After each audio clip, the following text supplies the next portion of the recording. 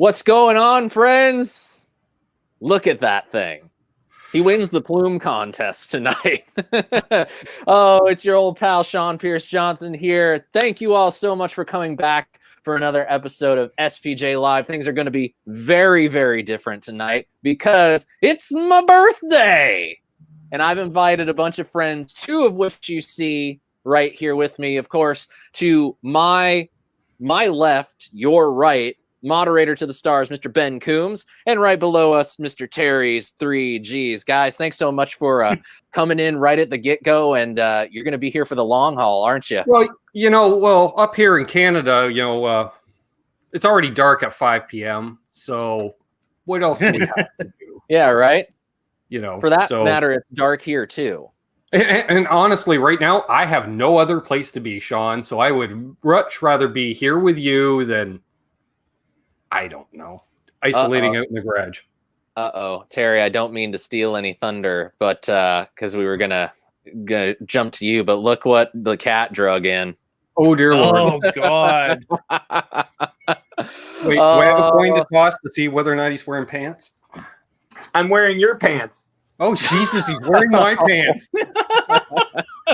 Did you lend him pants?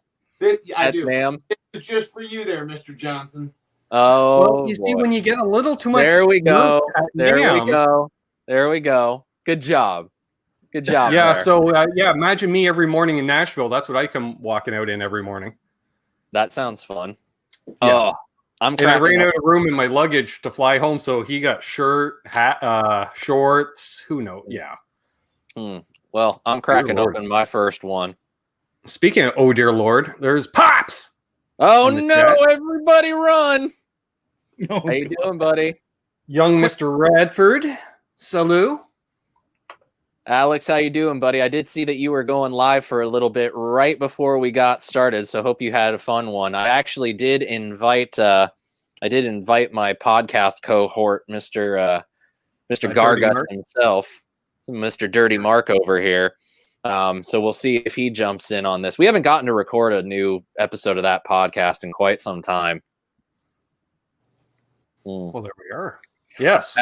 Actually, our last attempt, we always set, because I didn't pay for StreamYard, so we just set we would set a private stream and we'd record. And then I'd go, after it'd processed, I'd go over on YouTube, download the audio, and then use that. Mm-hmm. The last one we recorded for 2.5 hours. So it was enough for 3 episodes worth of content. And boy, howdy, YouTube flagged me for inappropriate content. Well, that usually happens when you have, where the hell am I pointing? No, over here. Yeah. Well, the guy below you. Your downstairs neighbor, Yeah, right. Well, usually, I will say you will have a coin toss. You will get demonetized for limited monetization tonight, Sean. However, you got a coin toss. Whether or not you fight it, it'll work. Mm-hmm. And I see, Brother James in the house. JJ's House of Jams. Indeed. What's going on, neighbor? How you doing, buddy? Thank you so much. Hope you and the family are doing well. I hope those you're getting excited for those gigs. Oh dear Lord, I want to try to pronounce it because we know I'm so great at Spanish. Marco Vinicio Peña Pitalao? No, it's close. Marco Vinicio Peña Pitalua. Feliz cumpleaños, Sean. Muchas gracias, mi amigo. Very much appreciated. Thank you so much.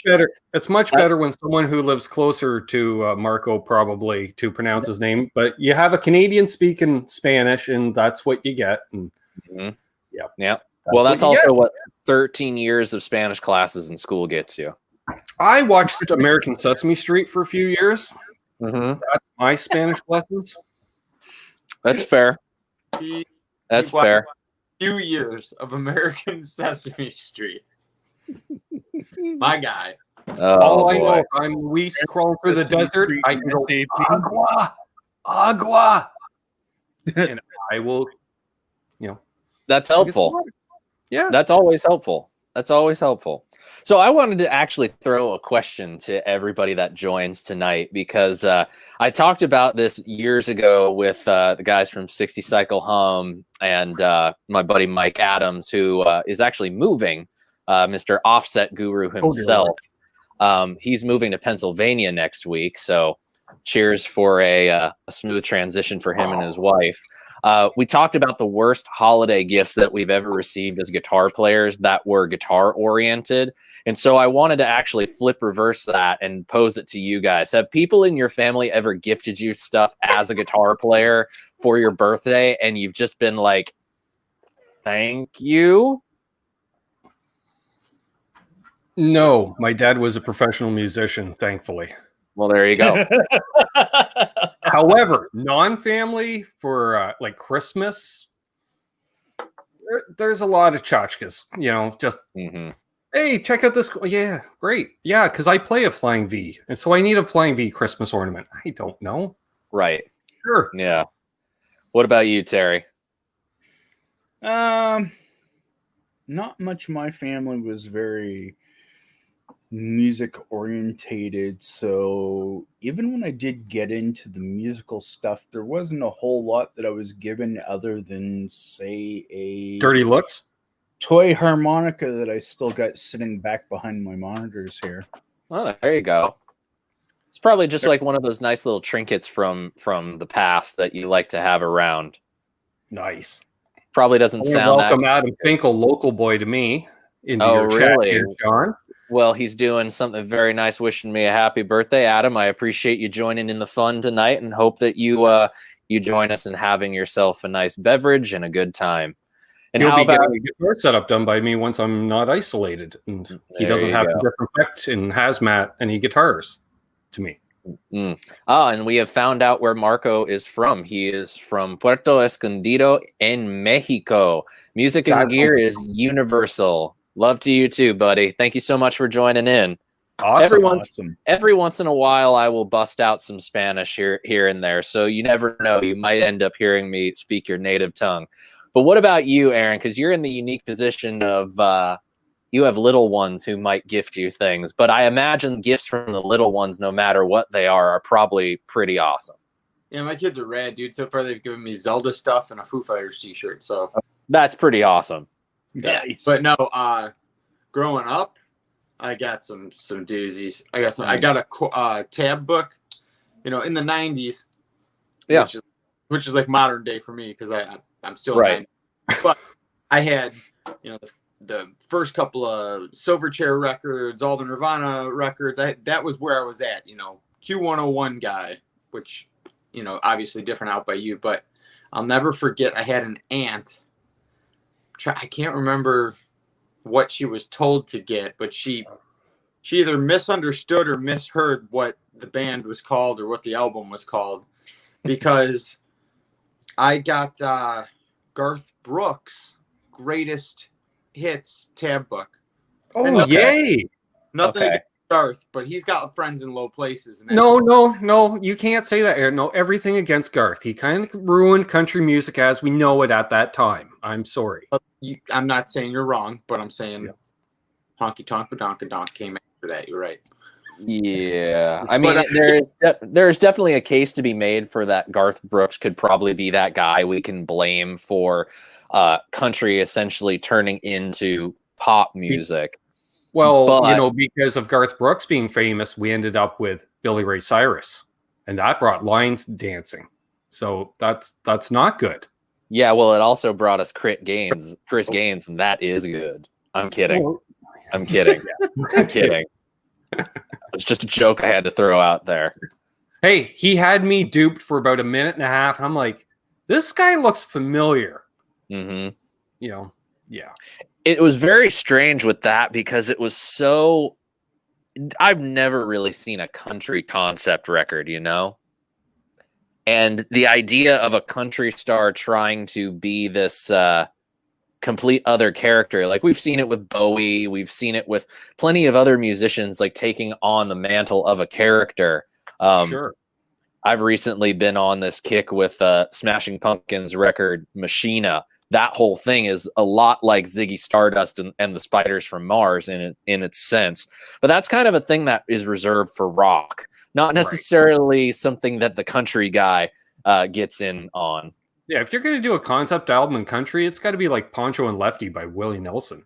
Like, there you go. And that's just more like a long jam session with your friends that turns into an album. And that's the concept. Right. What What a concept records. What like a concept. every Wednesday at Elvis band practice, if we've had a couple of these, you know. Hey, didn't that song end 128 bars ago? I don't know. Did it? You know what helps with that? Mushrooms. Oh, I bet.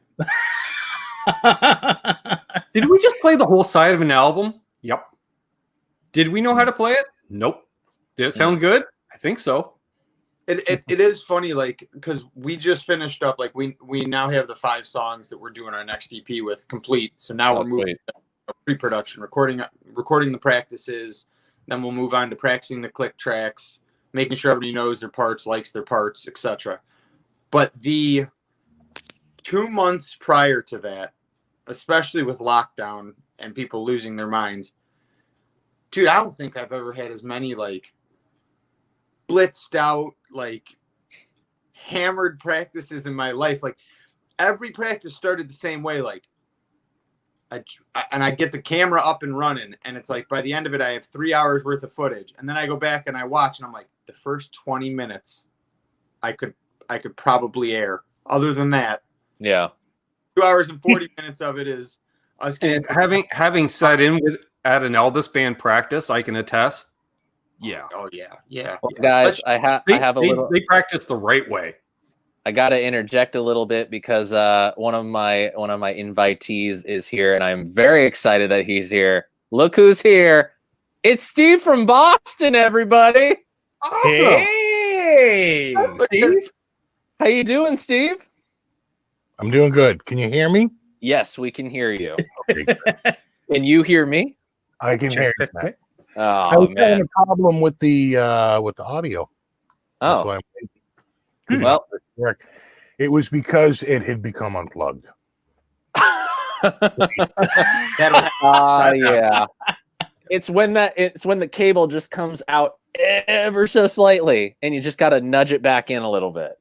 Well, luckily on the more modern systems, it doesn't even appear as like a function. Like there is no audio in unless something's plugged in. Right. So when it wasn't even listed, I was like, oh, that's an unplugged cable. Man. I went back and Oh, and now my mic works. there you go. Oh man, it's good to see you, man. It's been like forever and a day since we've been able to like talk, and NAMM is no good for that. Oh, I know. I was talking to a friend of mine the other day that I only usually see at NAMM, and he was saying how, like, isn't it amazing that we actually got a NAMM show before all this? We just barely squeezed that in. I mean, it was shut down about 5-6 weeks later. Yeah, 6 weeks here in California, definitely. Yeah. I would have never found the Chapman booth in January if it wasn't for Steve. Oh yeah. We were at a Hello because it was hidden, like, you know, like in between things and up on top of things. And, Right. Yep. Yeah, they had a private meeting room this past year. I think Yeah, that's I still didn't the make way it to in. go. I didn't make it in because when I went to go in, it was like filming in progress. Please come back later. And I was like, son of a. Somebody's not happy. No tea and crumpets? Waited 3 damn days, had to hunt down somebody that had been there, Steve, and then I finally get there and I'm like, nope, can't go in. Great. Yeah, it is what it is. Honestly, the way that I look at their presence at NAMM, it works for them, because I still find that after all these years, and I speak on the experience of working with them at a NAMM show, it's just their company is set up to operate in a very different way than your traditional instrument company. Sure. And to have a booth right there on the floor is great for exposure, but their crew is so small and very interconnected with who does what. It's much better for them to have the smaller presence and basically go by word of mouth with them. because people are going to seek them out anyway because of where Rob is in the whole, like, I hate using the term hierarchy, but it is in a way it's like that. Well, I think their booth would get so crowded with people from you that just followed them by YouTube.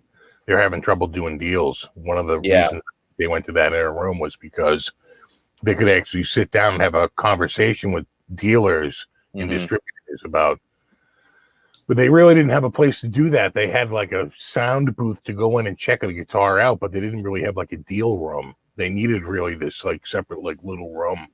Right. Definitely. You know, that booth they had was so wide open and it was always pretty crowded. Yeah. The year I worked with them at the NAMM show, Rob didn't even come, like, because his wife was having their first baby. And so Rob wasn't there, but the booth was still crowded every day. Oh, yeah. So they have their reputation precedes them. Aaron, we have a little question from you from Francisco. Is A-Aaron some kind of homage to Key and Peele in their sub-teacher skit? You damn right it is. Aaron. There you go. Dwight Bailey's in the chat wishing me a happy birthday. Thank you so much, Dwight. I appreciate you coming back for the live show and coming and watching the videos every time you do. All the support is greatly appreciated, guys. Thank you so much for this. This is great. I feel really good having just this, even this small group makes me feel really good. These live shows when you do them, but I don't know, Steve, you're kind of a pro at the solo live show, but I find sometimes when I do them on my own, I can get a little lonely. Yeah, well, you know, you run out of things to talk about, you know, like very quickly. Week. Yeah. Like, how many times can you cover the same thing? I'm sure everybody's figured out my you pet. You tend to run out of right riffs now. after a while. Yeah. And you, dude, you've been do live shows like more than most people I know. For about the first 6 months that we knew each other, the only videos of yours I ever saw were your live streams. Right.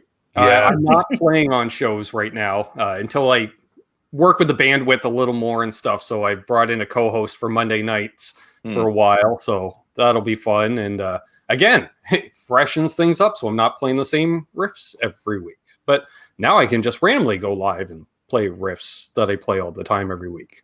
So Right. yeah. Well, hey, there you go. Apparently, it is. That's not the one that I wanted to highlight. Thanks a lot, StreamYard. It's apparently Lunar Sunshine's birthday. More Scorpio birthdays. All right. Hey. Well, I'll raise a glass to that and take a drink for you and wish you a happy birthday, Lunar Sunshine. Thank you so much for joining us in this very fun little thing. So, Steve, I posed the question to the rest of the guys, and I'll pose it to you as well. Have you ever been given any birthday gifts as a guitar player from family members that you've just been a little less than thrilled with, I suppose I can say? No, not really, because they stay away from that stuff. So no Garth Brooks greatest hit tab book from an aunt. Unslipped. No, they Just wouldn't. you, Aaron. I don't. No, because they generally because I worked at a music store for 10 years, you know, so like they just know that I worked at a music store and I just have that stuff. They wouldn't even know where to start. No one ever. I really don't ever. When I was a kid, you know, but even then it was all sort of planned out, you know, to go get a guitar or whatever. I did get one for Christmas one year, but we went like weeks earlier on like a Black Friday sale to like get the lowest price, you know. It's not like it was a surprise under the tree or anything like that. I had a girlfriend who thought she was getting me an amplifier. It was one of those like plug into the input things. She was really excited. She's like, I got you an amplifier. You're going to be so excited. And I'm like, okay. And I'm looking around. I'm like, where the hell is this amplifier? She hands it to me and I'm like, my wife one year bought me a hat And I like laughed out loud, and she was like, "No, I'm serious." I'm like, "I've never worn a hat in my life. I don't think a hat. Have you ever seen me wear a hat? Ever? Wow. I mean, other than like a winter, like a nylon. You know what I'm saying? Like a stretchy pullover hat for like the winter, maybe. Yeah. Like a hat, like a toque. I forget the type of hat it was, but I was just like, beanie. you can't even be serious with this right now. The funny thing about that is the first. What's the dude? What hat does the dude John Popper wear? What style is that hat? Oh, like that's not a fedora. That's the. Is it a fedora though? No. The fedora's got like the straight. Yeah, the fedora is a little different. I know what you're saying. I was like, I don't know anything about it, and it was like a kind of like a John Popper style hat, but it was just like, I was like, you can't even be serious with this fedora. Okay, there's a fedora. No, that's way cooler. No. It's not even quite a fedora.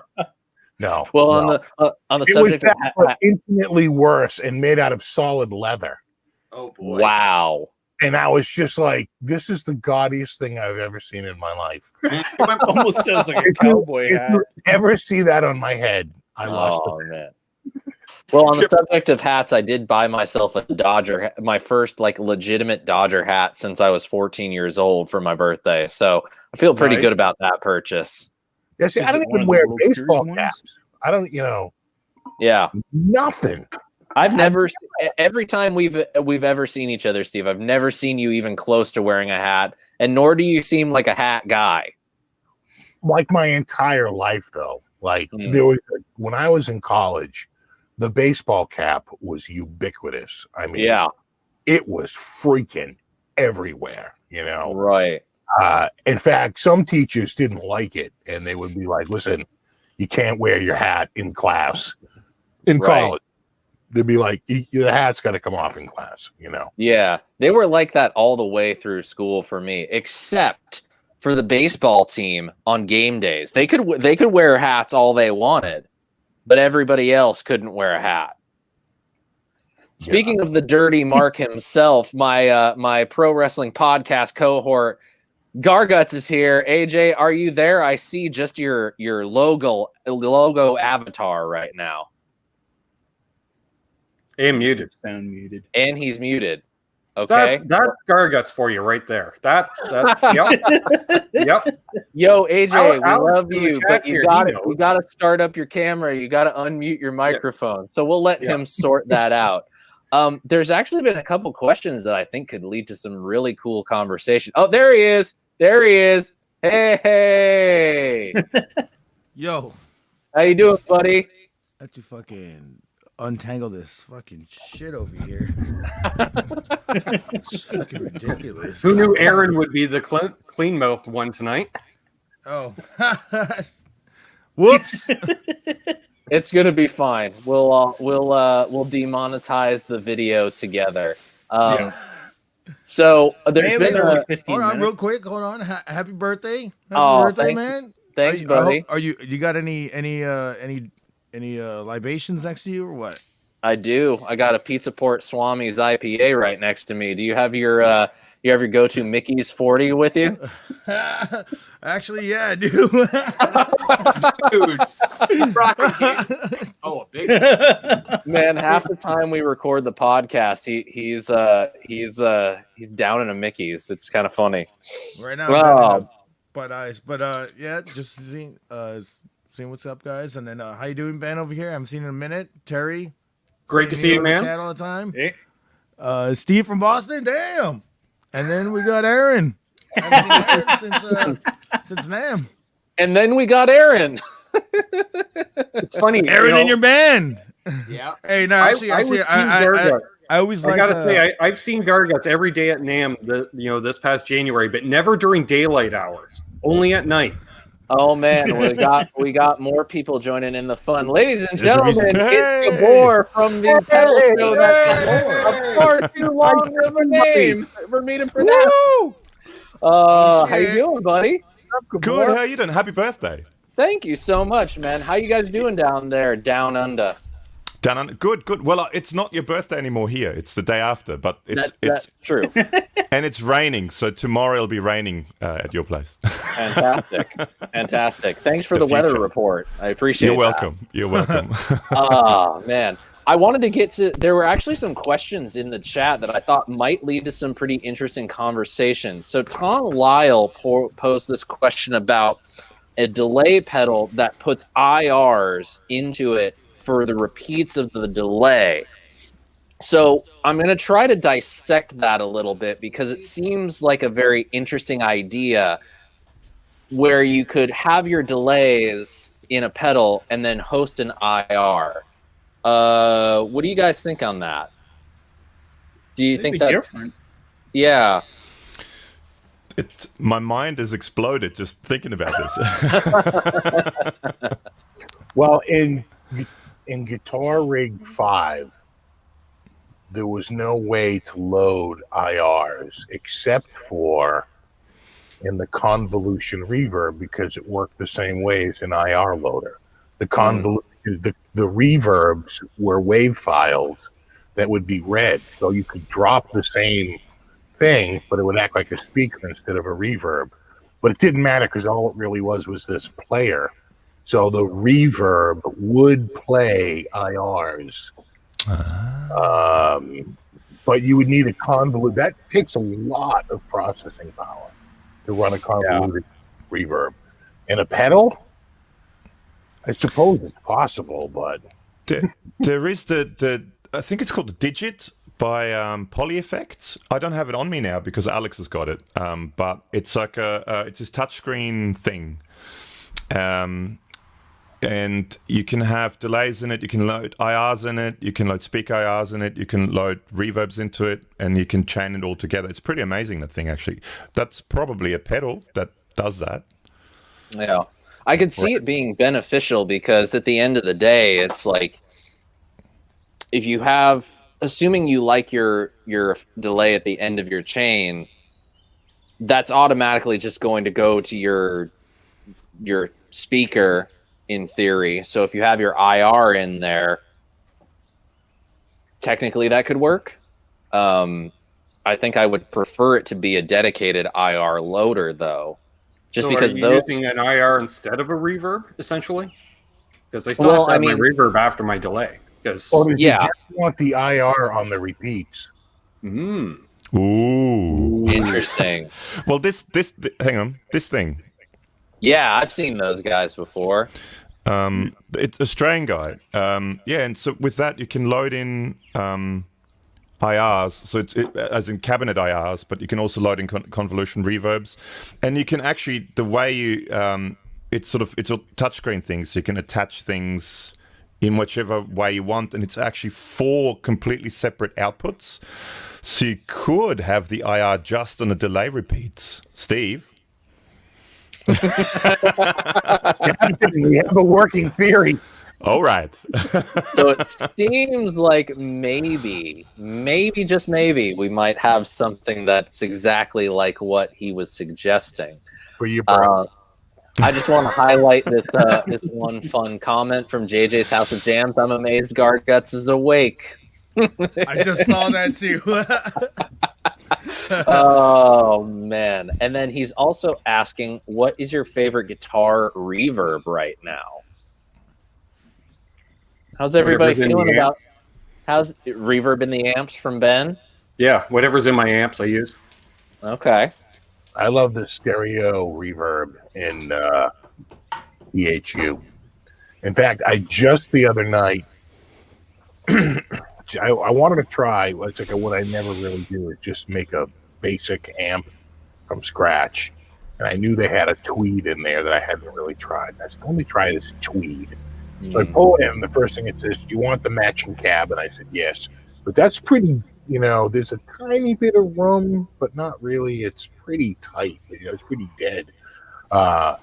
And so I tried the spring reverb, I tried the room reverb, I tried all these plate reverb, and I just kept going back to the straight reverb, stereo reverb pedal that they have. It's very simple, but man, it really does sound good. Yeah, definitely. I think the thing that's still doing it for me after all these years has been the Walrus Audio Fathom. Like, I'm running mono more than half the time, so what does it matter?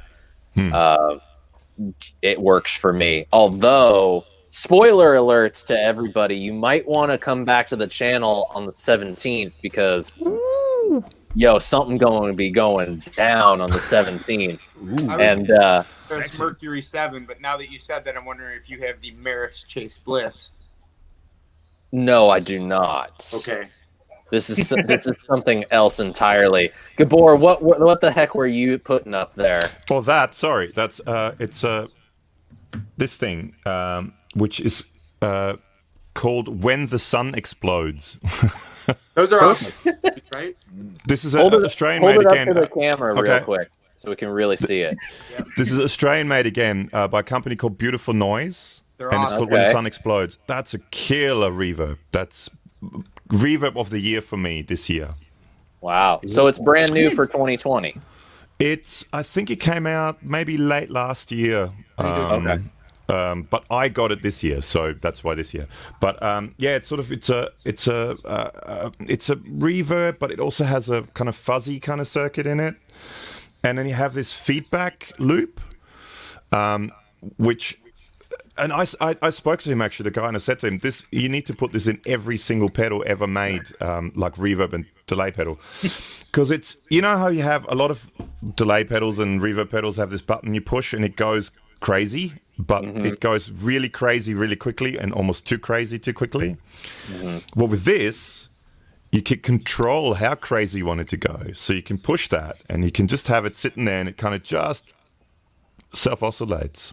And it's killer. So that's great pedal. Really, really good pedal.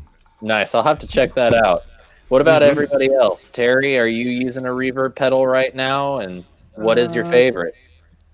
Currently don't have a reverb pedal for the Origin 20 yet. Yeah, I'm supposed to send Terry a reverb pedal, and I've dropped the ball on that. So thanks for bringing that up, John. I appreciate that.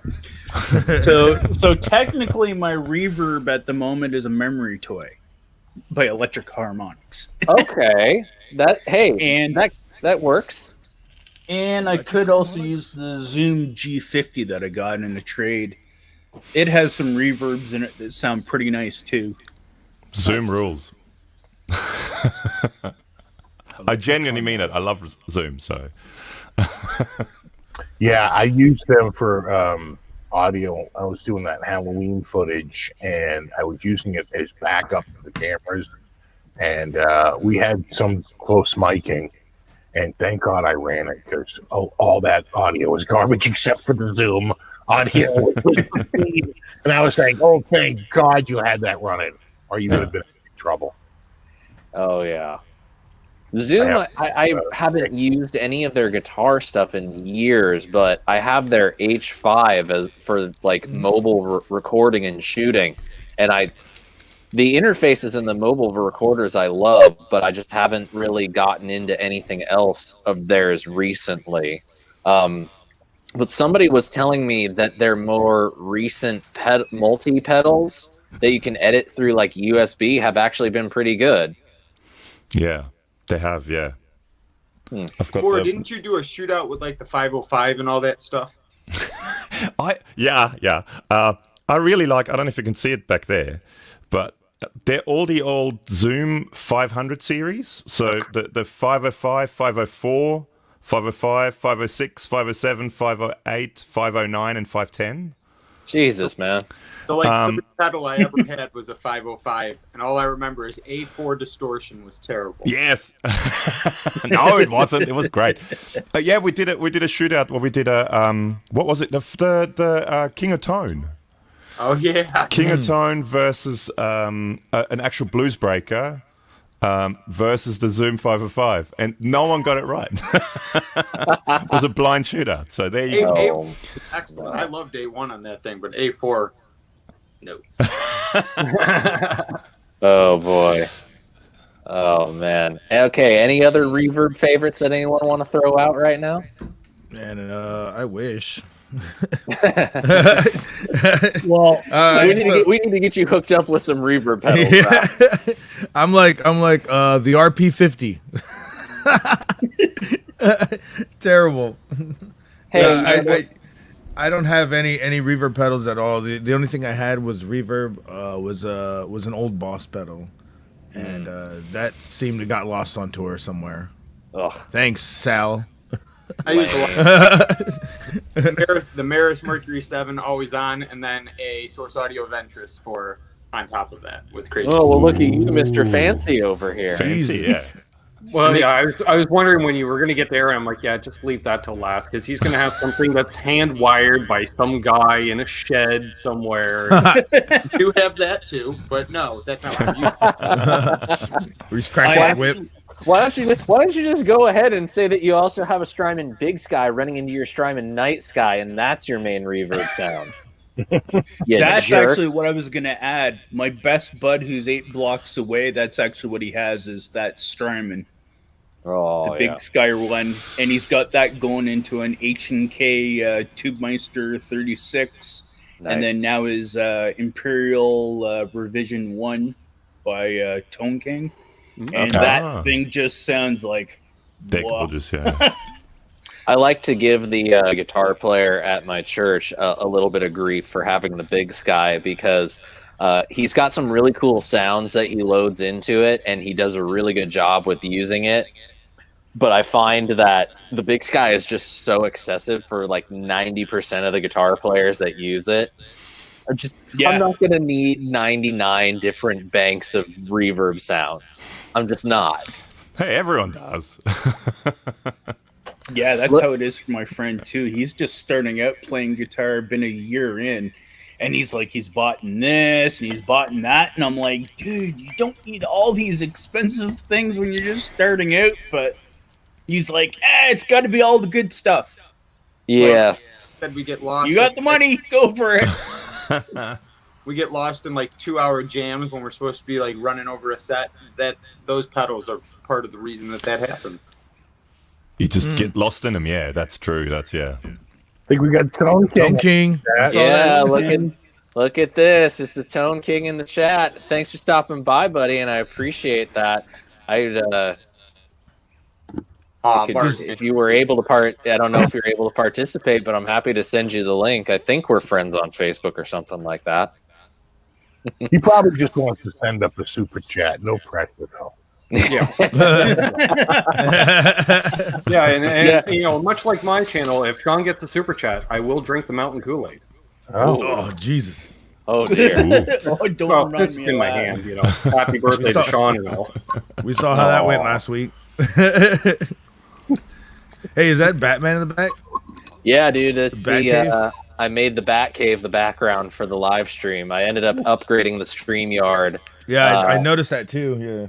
It's like, gotta fit the theme, you know. Same bat time, same bat channel. Yeah. Same Stone Cold channel. Oh God, he's going for a shitty. We're going for a shitty wrestler impression. Oh. You're gonna have to start working on those for future episodes of the podcast. I'll just leave him. I'll just leave him shitty because it works with Talking Shop with Luke Gallows. Oh, that's true. They're terrible Stone Cold ones. I think his Stone Cold impression is probably the best, but anything else is just kind of like, yeah, just please don't. Yeah. It sounds like he's just disguising his voice just to like prank call somebody. For people who don't know, we're referring to a small group of wrestlers that like to put on these like comedy pro wrestling shows called Talkin' Shop-A-Mania. And it's very terrible. It's horrible. It's horrible. But it's so horrible that it's bad. And then it's funny. And then it's bad again. And then it's funny because it's bad. And then it's funnier because it's bad. Oh, it's weird. It's like watching a bad trauma film. Yeah, definitely. It's sort of like The Room / Monos Hands of Fate level kind of comedy, where it's it's supposed to be taken seriously, but because they don't take it seriously, it kind of comes off on that level. But I appreciate what they do. You know, we got to have every genre in pro wrestling in my estimation. So it's like watching a WWE produced movie. Oh, the joke that's only funny to the wrestling fans. He shoots and scores. God damn it! Oh man, That one put that to rest. Yeah, bring out the shovels. Yep, we're bearing that one. Not even going to go there again. So I've posed this question to everybody else, Gabor and AJ. Okay. So I'm going to pose it to you guys. As guitar players and as musicians, there is inevitably going to be a gift that is given that we, for our birthday or the holidays, that we're all like, really? And have you ever been given some of those gifts, and what were they? Yeah. I'm constantly my kids. Okay, my kids, right? I always say, you know, I'm super easy to buy for because anything guitar related I like. So my kids constantly buy me things like I'm not wearing any today, but like guitar socks, guitar undies. I got one of those. Hang on, here it is. I'll show you. Hang on. Okay, well, show and tell time. He's gonna pull out the guitar undies. I hope so. The frame wearing just the undies. He just rips them off. Oh my god! Is that, dude. Is that Lego? Is that Legos, dude? That's awesome. Yeah, it's like one of those micro Lego things. That's my kids. That's what one of the joys of being a parent. Every birthday, Father's Day, Christmas. That looks like the one from the back. You get that sort of a little bit, yeah. It's sort of I think that's why they got it because it's almost. Yeah. But it's a Strat. Who wants a Strat? Yeah. Who wants a Strat? Oh, well, like Jazz Masters, man. Jazz Masters. I've been given enough grief on this channel over the years since I got rid of the Strat that I'm going to be getting a Strat soon. So, crossing my fingers that we'll be seeing a American Pro 2 Dark Knight Strat on the channel very, very soon. Nice. That made me very nice. That made my goosebumps. That made you a little excited, huh? Yeah. It's making me a little excited, but we're not going to get there just yet. Well, I got to play a Pro 2 Strat, a week or two ago. Last time I was out, and they're sweet. Yeah. The neck finish is awesome. They did that satiny minimal finish on the back of the neck, so it's really nice and sweet. Yeah. Very cool. I was actually really excited because we had Blake from the Tone Mob on a few weeks ago, and he volunteered to get me in touch with the guy at Fender because I had before everything in 2020 went to absolute crap. I had this intent to just explore the entire world of the Stratocaster, from the cheapest all the way to like the most boutique custom job, and the guy from Fender was really into the idea. So I think we're going to be seeing quite a few Strats on the channel coming up in the next few months. So I'm really excited about that. I've gotten very particular about my Stratocasters because at the end of the day, there's like that sound. And if it veers ever so slightly from that sound, it's not good enough. I was going to mention, did you see the new hybrid Fenders from made in Japan that showed up on Anderson's recently? It saw the thumbnail. Pete Thorne's guitar. Yeah, I thought I saw the thumbnail, like Gabor said. The video came out on one of those days where I was absolutely swamped with work, so I did not end up watching it. But I did see the picture of it, and somebody did. I can't remember who said it, but it was like it looked like Pete Thorne's guitar, and it did look very familiar to Pete's signature Sir. Like Danish said that it's because the Strats are almost like a modernized version of an Aerodyne Strat, dual humbuckers, Okay. volume, tone, the three-way selector switch, except it's thinner. It's got a belly cut and a curve around the neck heel. Looks pretty nice. Those Aerodyne Strats were an interesting beast when they came out, and they were very short-lived. But hey, Tom Morello adopted it as his audio slave Strat, so now it's kind of back. So the question that you were referring to was like if I've gotten anything guitar related, and then I was like, really? Yeah, exactly. No, maybe like one of those Walmart guitar shirts. No. Like the worst one ever that you'll go to the store and you see like 5 old guys wearing. You're just like, Jesus Christ, I shouldn't be wearing this right now. Yeah, maybe that's as far as it gone. But usually it's like usually I just get clothes and stuff. Yeah. Or like a guitar pick from it says like Jesus loves you or something. I'm just like, okay. It's nice to know you're loved, but I know. I'm just like, I'm gonna lose this thing. I don't even play with these thin ass picks, but okay. Yeah, right. Yeah. My old guitar teacher used to give me D'Addario strings for my birthday every year. And after about 3 years of lessons, I was like, I don't like D'Addarios. I like Ernie Balls. Sean no likey. Exactly. So I had like a total little stash of D'Addarios that I'd always end up just harvesting the high E string from every time I broke a high E string. Nice. So there you go. Alex is asking a question that might veer us into a little bit of controversial territory, but what the hell? Why not? What are your guys' thoughts on Live Nation requiring a negative test or a vaccination before going to a live show again? I thought it was Ticketmaster. Yeah, it's Ticketmaster. Live Nation and Ticketmaster are basically the same people. Well, first of all, screw Ticketmaster. So, yeah. Yes. Hit me with your $50. They add like $50 extra dollars. This isn't a convenience fee. This isn't convenience. My answer was directly below that in the chat, which is whatever the hell it does, whatever it takes to get out playing again and going to shows again. I mean, I'd roll with whatever punches. I mean, they could fucking vaccinate me as I walk in, as long as I get to play again. 19 needles, just walking down an aisle, just trying to vaccinate. Yeah, it's like the army. For how much they charge for tickets, they should include the vaccination. Yeah.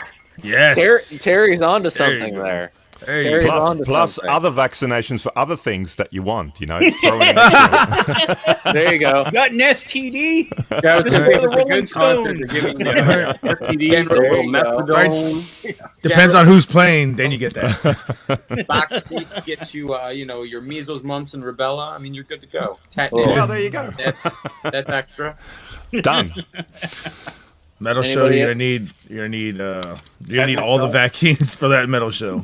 I reckon I'm with Aaron the same. Whatever it takes.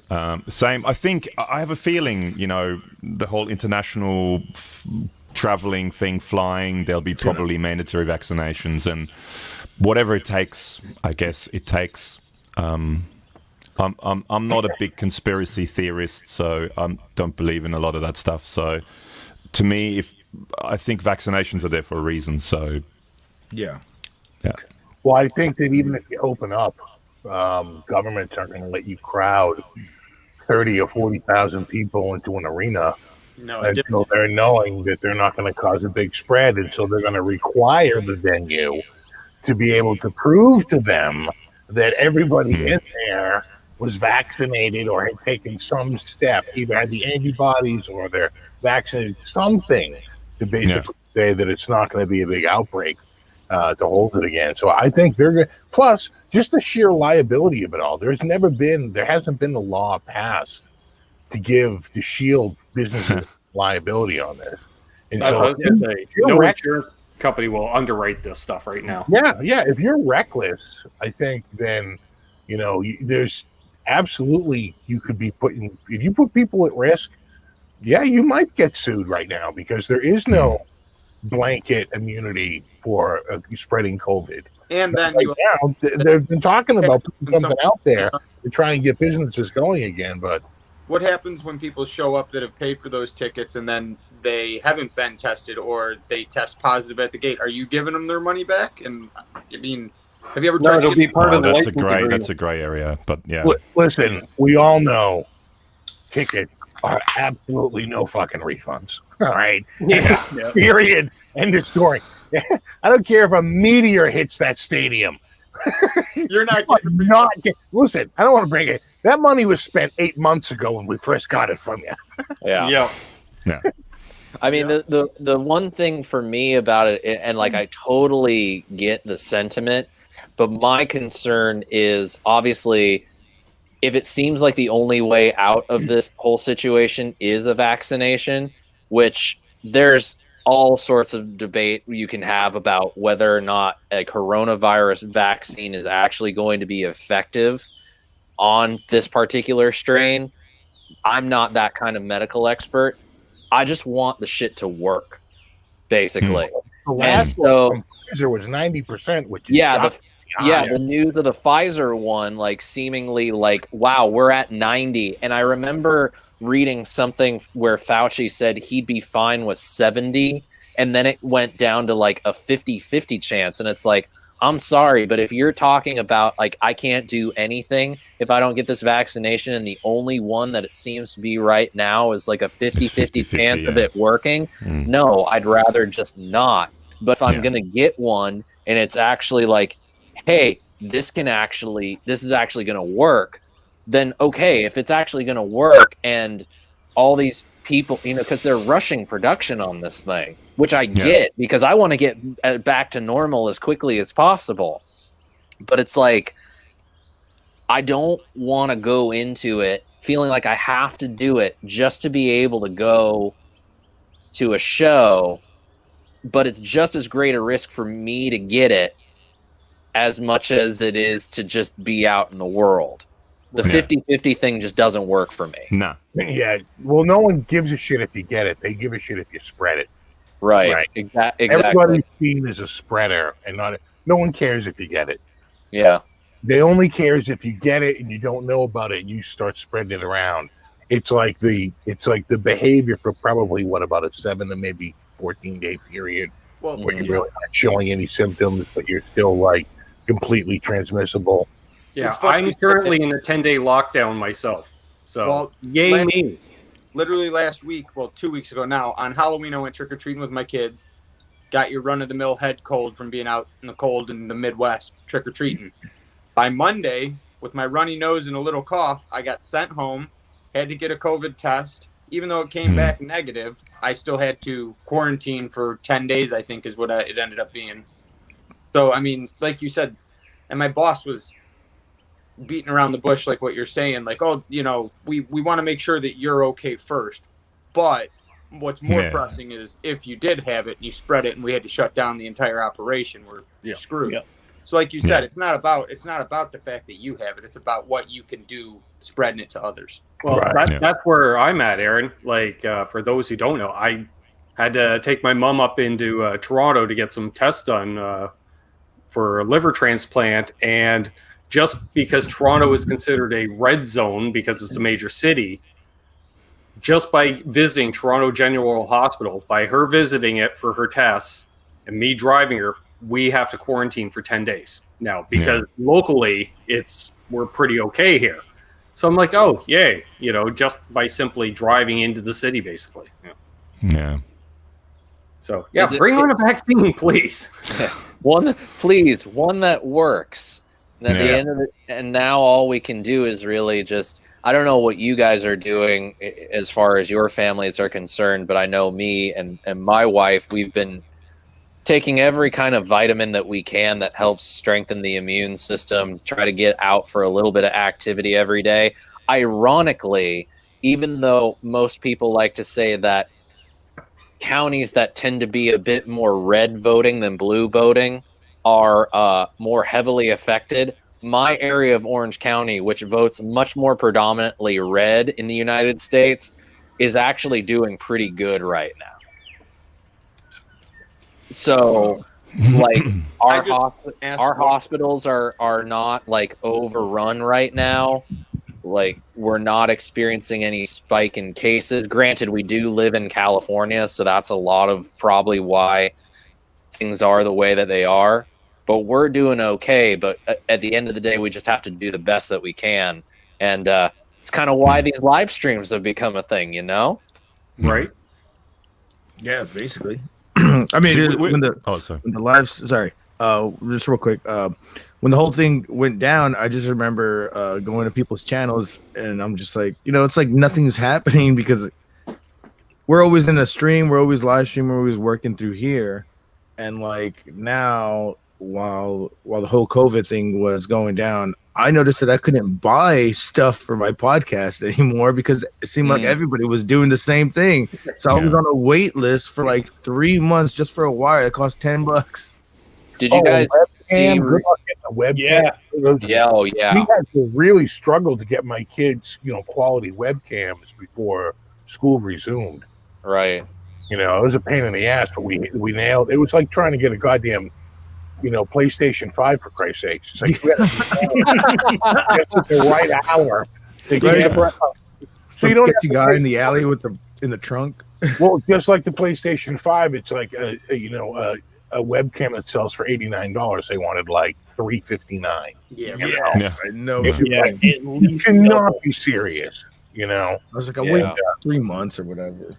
And it's amazing because it feels like now the supply chains are starting to pick up a little bit more.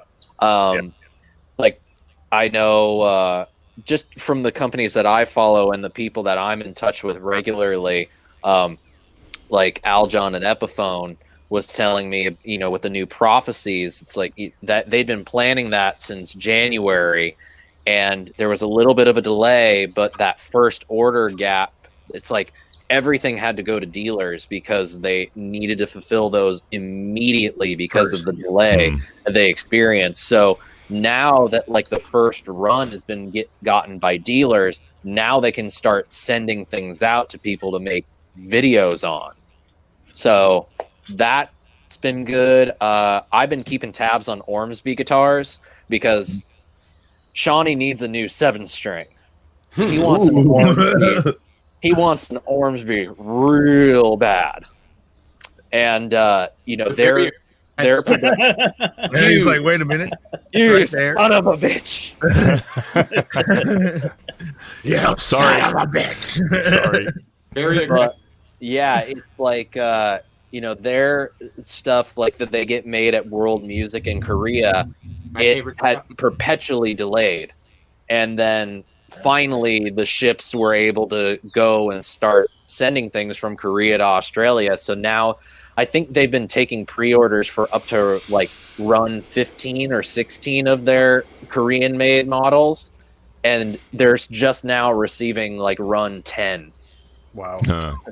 So the delays we were lucky. have been kind of a killer. We got ours just before the whole insanity started, and they haven't asked back for it yet. It's only a loaner, but they haven't asked back for it yet, so I don't mind. It's like COVID. I can't send it back to you. Yeah. It might be infected. All the way from within Australia to within Australia. I can't do that. You can't do that. Exactly. Something happened to it. A magpie got at it. And... Yeah, kangaroo took it. It's in a pouch, and I can't get it. I like that you went with the typical Australian joke. Yeah, well, you gotta. And I will say JJ has a good recommendation for a 7-string because that's the only 7-string I'll play because I always play his whenever I'm at his place. Anybody familiar with the Universe necks? Yeah. I was like, I'm not a fan of the Ibanez 7-string necks. I'm not a big fan of the super thin Ibanez necks, generally the wizard necks and all that sort of I don't stuff. like That's not my thing. The super flat, super thin. No. Oh, sorry, Steve. We were almost friends. Almost. I'm a huge Ibanez guy, so like Ibanez 7-strings are something that I have to like Well, automatically adjust to. So I'll say this much: the Ibanez neck that I really enjoyed was the neck on my PGM, and because it was like the Wizard, but it was just a little bit thicker. Right. And so you got the great like flat fingerboard and everything, but there was just a little bit of extra material for you to wrap your hand around. So I could dig on that. But I played some 7-string necks that were just like that, and I'm like, no, I got giant hands. I need something to grab onto. That's why I don't use a washboard. I love the AZ necks. That's on the Ibanez. They're my favorite. They're great necks. I do like those. Yeah. I do like those. I kind of wish they would take that and make a 7-string with it. Ooh, a 7-string AZ. That could be your thing. Yeah, I think it could be, because the thing with me and Ibanez is, a lot of the bands that I grew up listening to, they were playing Ibanez, but they just weren't playing Ibanez in the way that like most people think of as like, hey, I play an Ibanez. Yeah. So I gravitated towards the more old school feel of guitars and whatnot, and so a little bit more material on the neck. The body contours are just a little softer and not so sharp. I'm an Adam Jones fan, so I kind of like the Les Paul for most everything that I do. You that stole those guitars. You got me. You got me. You got me. I turned them all into the nearest pawn shop, and I still couldn't afford the Taste Bliss Zevex Bliss Factory. Like that'll be the easiest crime caught in the world. Yeah. They only made a certain number of them. You happen to have, the 13 serial numbers that are missing. They can get rid of that in the black market real easily.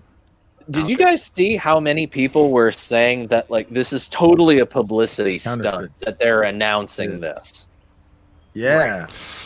I don't know about that. I think it's more like where the hell's our $90,000 worth of guitars? Right. It just doesn't make sense to me. It's like 13 guitars went missing that people paid for.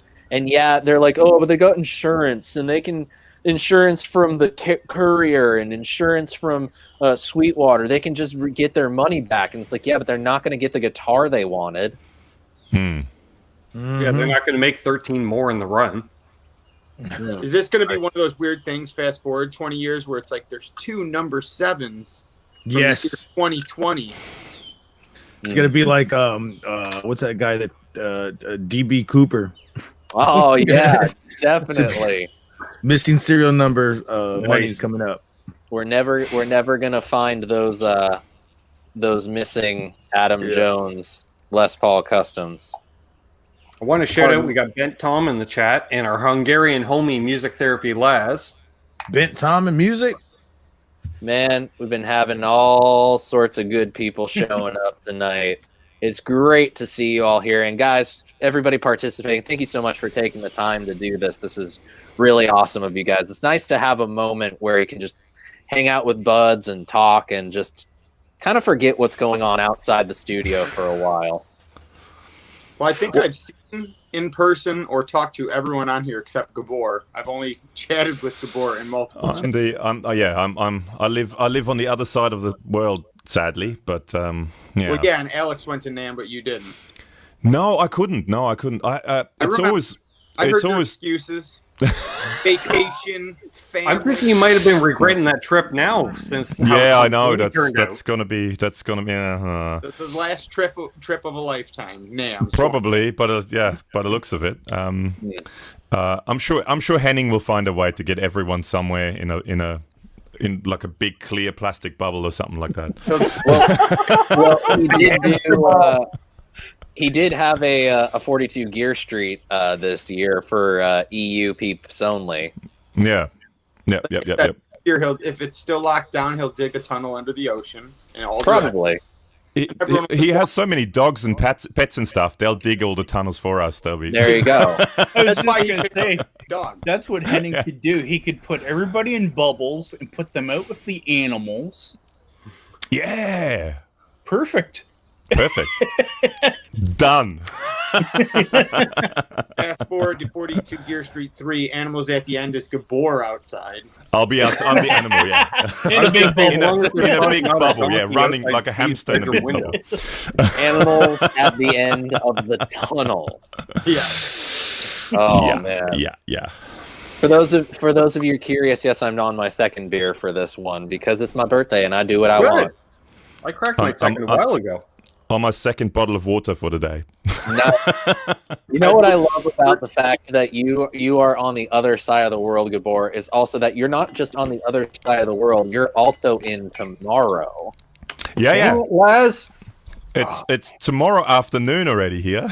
I know, it's so crazy. Quick shout out to Music Therapy Labs for the $10 super chat for my birthday. Hey, Music Therapy Laz. Yeah. Thank you so much, buddy. Laz is always watching. Laz is always participating in these things. It's always good to have him here. Another one of the crew visiting for NAMM that got to see the inner sanctum back in January. It was so weird because I had no idea for the longest time. We've seen JJ's House of Jams in the chat. He actually lives about a block and a half away from me here in SoCal. So it's pretty crazy. Like Ben saying like, "Oh yeah, I'm staying in this place," and I'm like, "That's 5 minutes away from me." Really? Video of you and I jamming, Sean, and he's tried to send it to me like 15 times, and it'll let me play it, but it won't let me save it. Oh, that sucks. Yeah. Oh, I have the video somewhere. I'll try to send it. It's a good free jam. It came out of nowhere. No idea where anyone was going, but it sounded rad. Yeah, that's what a jam is. That was a fun hang. That Sunday that kind of led into Monday somehow. I remember, Laz came down on Sunday morning to hang out for the day, and he left, the next day, and that's NAMM for sure. And we all got together and we came over to your place, and that was awesome. Got to check out your studio and we're talking shop. And I'm surprised you weren't hoarse by the next day, Sean, because you're talking pedals and gear with Aaron. You and me are talking the whole YouTube thing. Laz is downstairs playing a piano. I didn't know Laz played piano. Sure, And then we had pizza. It was awesome. Yeah. We had pizza, we had beer. There's a lot of music in this house. That's what we do.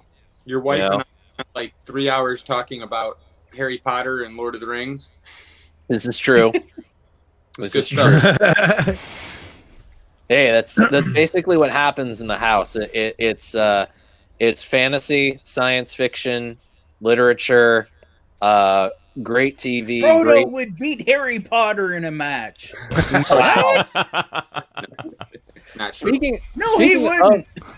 Speaking of Frodo, the coming of age for hobbits is 33, and I've turned 33. Oh, youngin'. So there's and I have to admit, there's something that feels a little different about 33. I've got a good feeling about this year. You're a kid. Yeah, I know I'm a kid. Got a good feeling about something you're, right now. You're now Sean Hobbit Johnson? Dang it, Garth. Then again, it's not Just like change your P to an H. Go.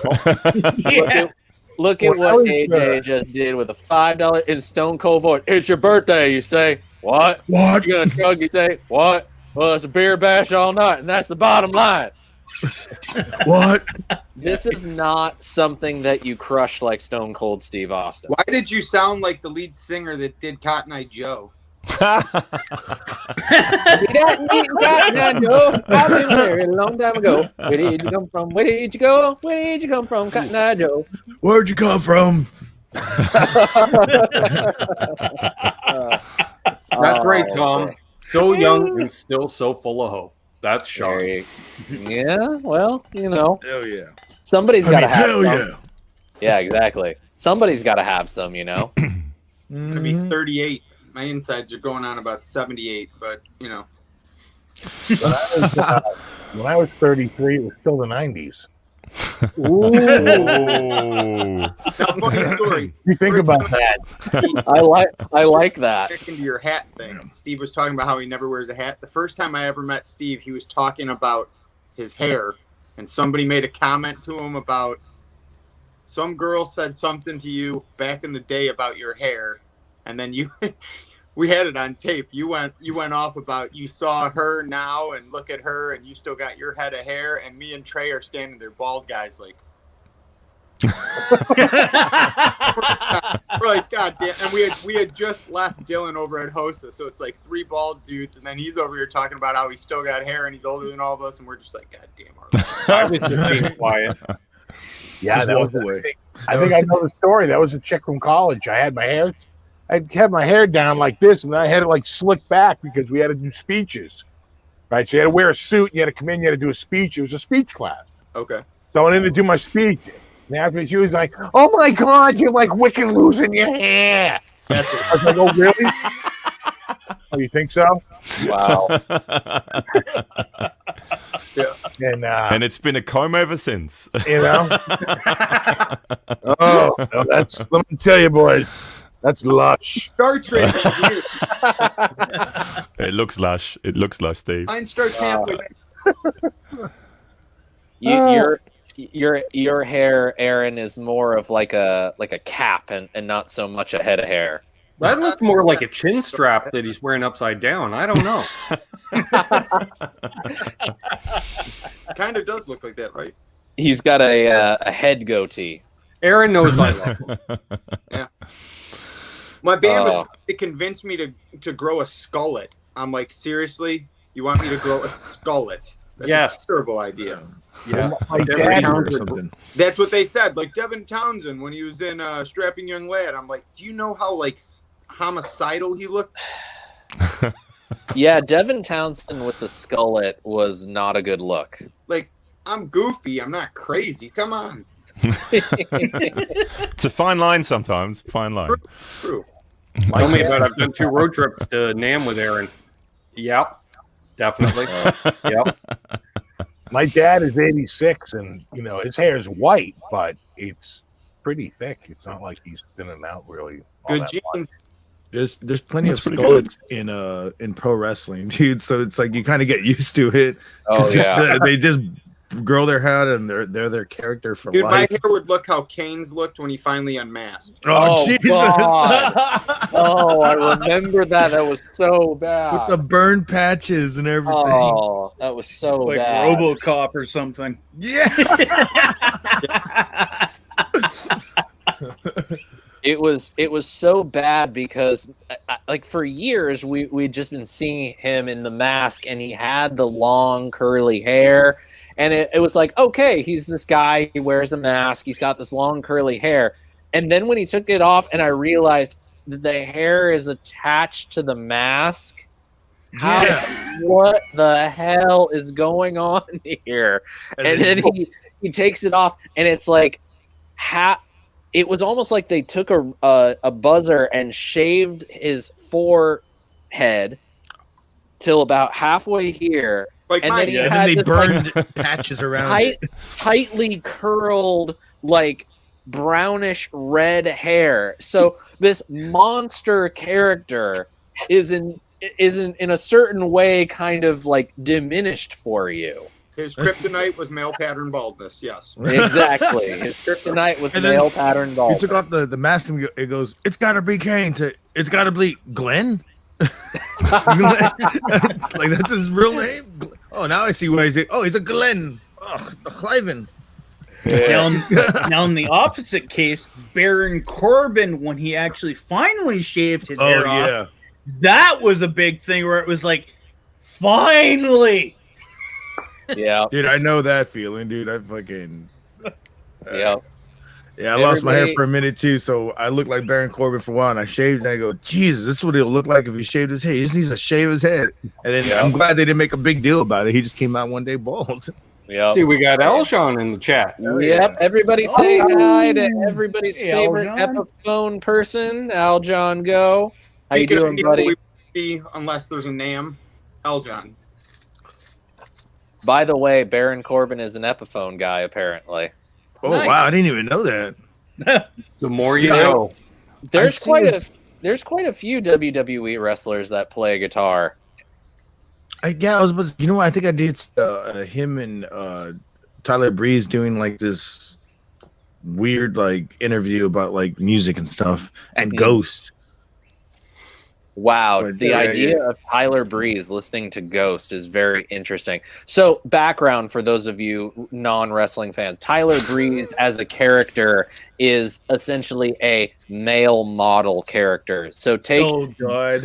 Derek Yeah. Zoolander, downtone it a little bit, and that's Tyler Breeze. The idea of a Derek Zoolander-ish character listening to Ghost, take that for what you will. He's probably like, what is this? A center for ants? I'm gonna show my age here, but like back in the days, Ravishing Rick Rude. Oh yeah. Oh, See, I used to watch Oh. WWF back in the days all the time. Yeah, man. yeah. That's the one. I wear a Macho Man Randy Savage t-shirt all the time. It's the same Oh, one Baker man. has, the yellow one. So Yeah. many, That's so badass. many great old school moments. Can Actually, I tell you just found. I have one brush with wrestling. Okay, let's hear it. I went to a friend of mine's house whose older brother was on the wrestling circuit, like the local, like the regional wrestling circuit. Nice. Oh, fantastic. Through the basement, and we got to the top of the stairs when we opened it up. And in the kitchen, in the breakfast nook, was his brother in the Iron Sheik, and they were rolling a joint. Oh, that is so great. There you go. I humble Like, you. that's fucking Iron Sheik. That is so. You want to hit it? Man, that is so cheesy, baby. I love it. Amazing. Yeah. You know, Best fucking Steve, wrestling Wow. story. Yeah, so I was about 10 feet from the Iron Sheik, Steve, and that was a and we didn't birthday say present shit. for We me just right walked there. past and went upstairs. We didn't, Jesus, I would have just. Oh, it's so great. I would have That just is- sat there and been like, this is where I'm going to be plopped down, guys, right here. I was gonna say, Gargant would I got bogart that humbled. joint just to be called a jabroni. He's like, hey, jabroni. Wow. That happened one time at NAM. No, I'm playing. we have Divine K Raven in the chat saying blame Alex and Garguts for me being here. Hey, you're here, and that's awesome. Thank you so much for being here. It doesn't matter who you blame. And Aljon says we lost Steve from Boston with all the wrestling talk. my only wrestling experience is that right there. Experiences are just. But then he as chimed good in as- with I've never watched wrestling. The only wrestling name I really remember, because my cousin was into it when I was a kid, was George the Animal Steel. Oh, nice. That's great Blue old school tongue. stuff right He had there. the blue tongue. And really Andre the Giant, right? Because that's really my era. Rowdy Piper, and Obviously, my Hogan eras. Savage. yeah, who was the guy? Steel. Yeah, it was like early '80s, Yeah. Okay. Yeah. Yeah. Those are the, But those are the Iron golden Sheik, ages. that was probably 1987 or '88. You're gonna say Okay. who was the guy? Oh Jesus! Right when he was in the middle of doing his gimmick of what is it? He brought no. He had a fall from grace, I can tell you that. He was not at the time. At that particular moment, he wasn't like a huge wrestler. He had been, Yeah. but at that Yeah. time, I don't know that. Again, I don't know shit about wrestling.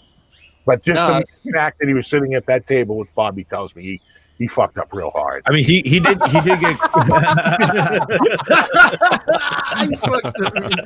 Oh, that's great. You know? He did Oh. get caught. He did get caught smoking a joint with who was it? Hacksaw Jim Duggan. Yeah, on the fucking New Jersey Turnpike. Within a year of Steve meeting him. So imagine that. Yeah, that was Yeah. it's crazy. I blame Hey. Steve. It's So all he Steve's really fault. fucked up being at that table. Little did you know, he was on the Jersey Turnpike that whole time. From when Steve met him until he got caught. Like, we finally get to book Iron Steel. We found him next to Steve. Joints.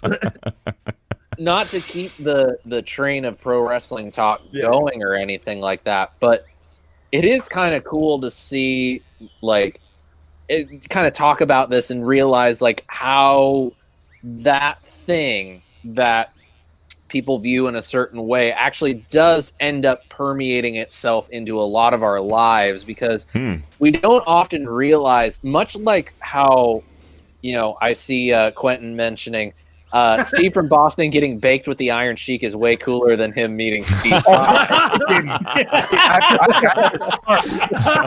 we just walked past them.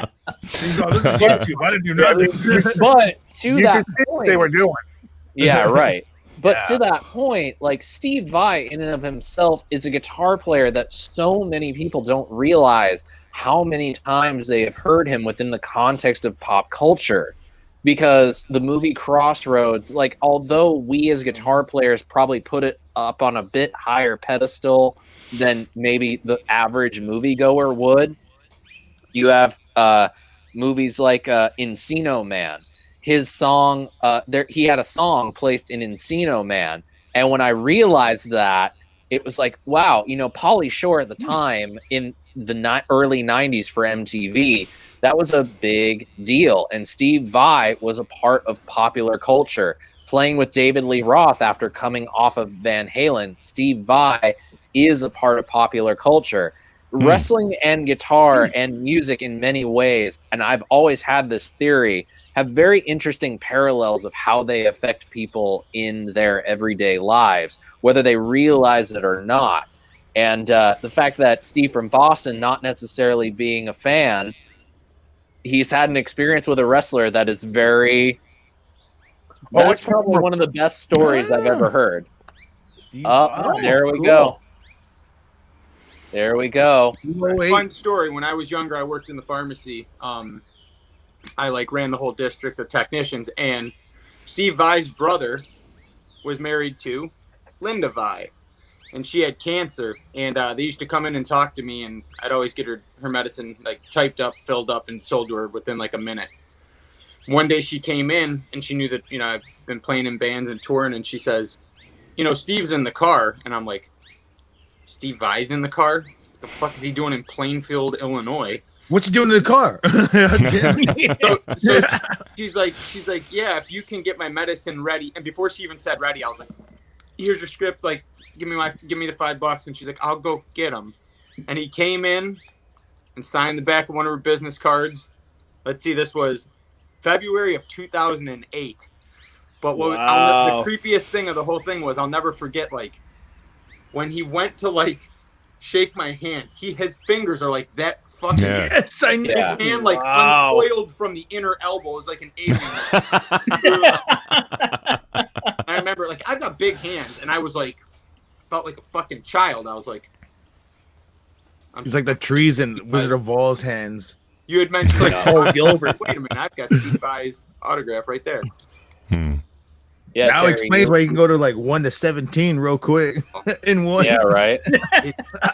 What you see in a movie of an alien where their fingers are super long and skinny, that's Steve Vai. If it ever comes out, you remember those UFO videos of 2020 that were certified? Yeah, Steve Vai was the one flying them. I won't be shocked. I do want to point out that our good buddy Aljon Go is a former professional wrestling podcaster and voiceover guy. Aljon used to co-host a podcast called Pro Wrestling Cast many years ago that I actually used to listen to.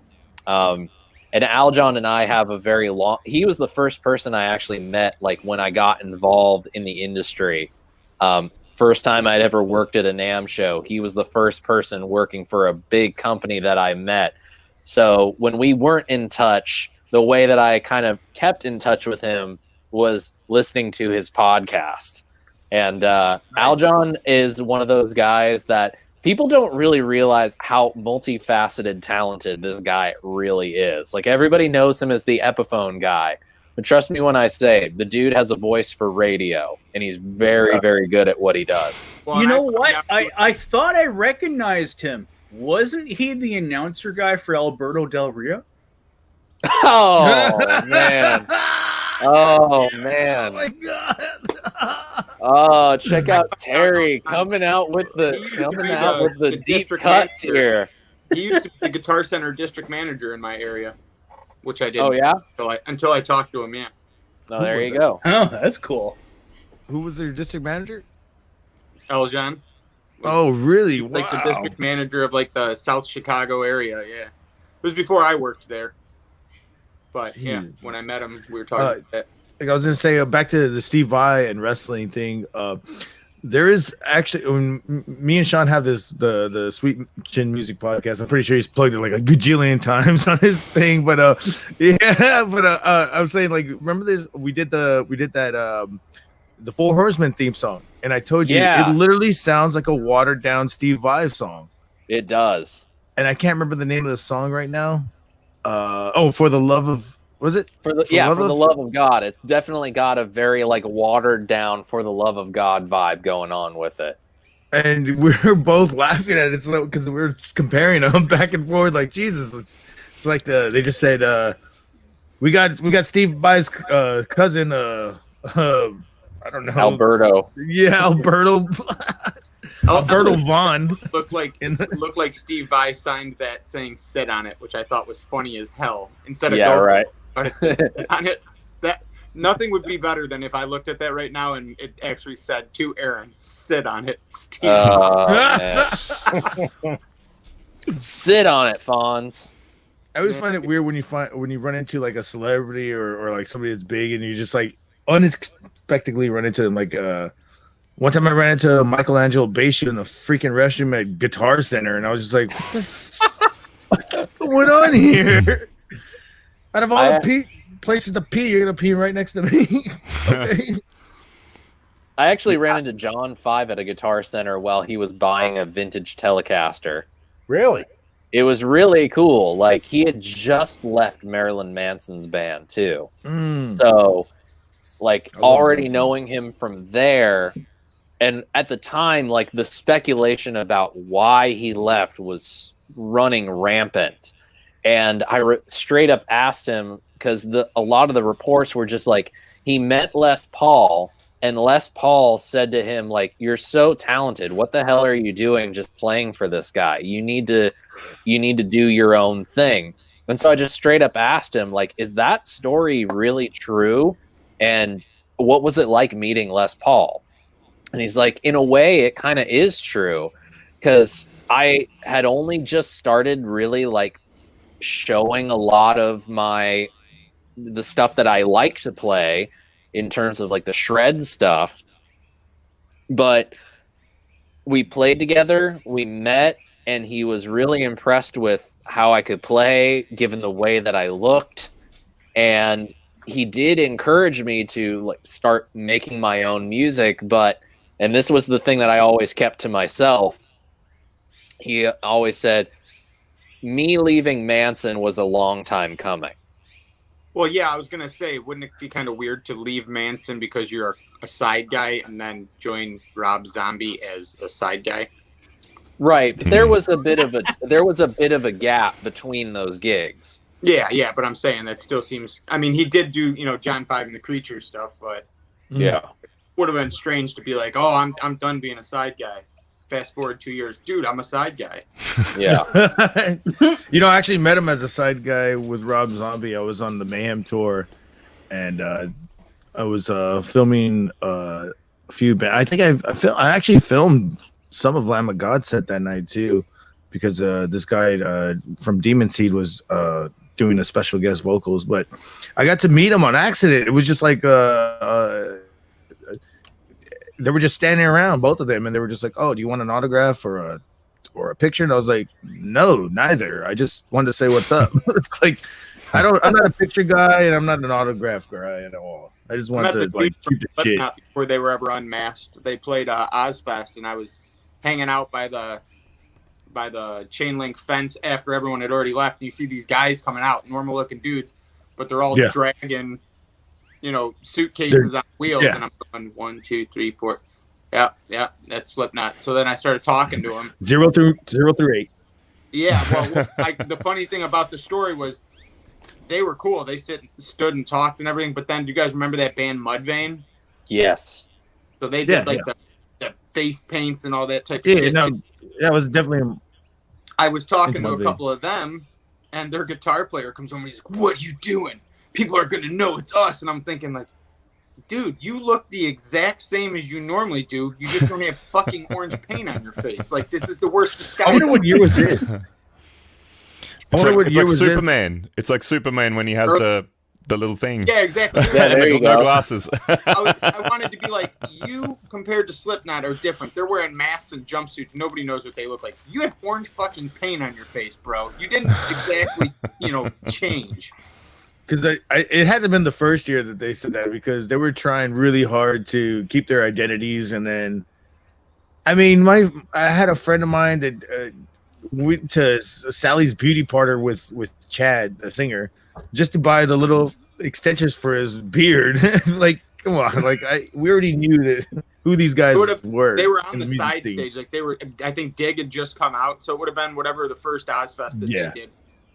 But Yep, yeah. it was definitely. It's probably because they were labeled too, wanted them to do that Well, the other thing, three and then dudes in the band looked at him like, "Go on the bus, jackass!" Like they stayed and talked. They stayed and talked for like another half an hour, and I remember just in my head being like, "Does that guy not realize he, of everyone here, has the most transparent costume?"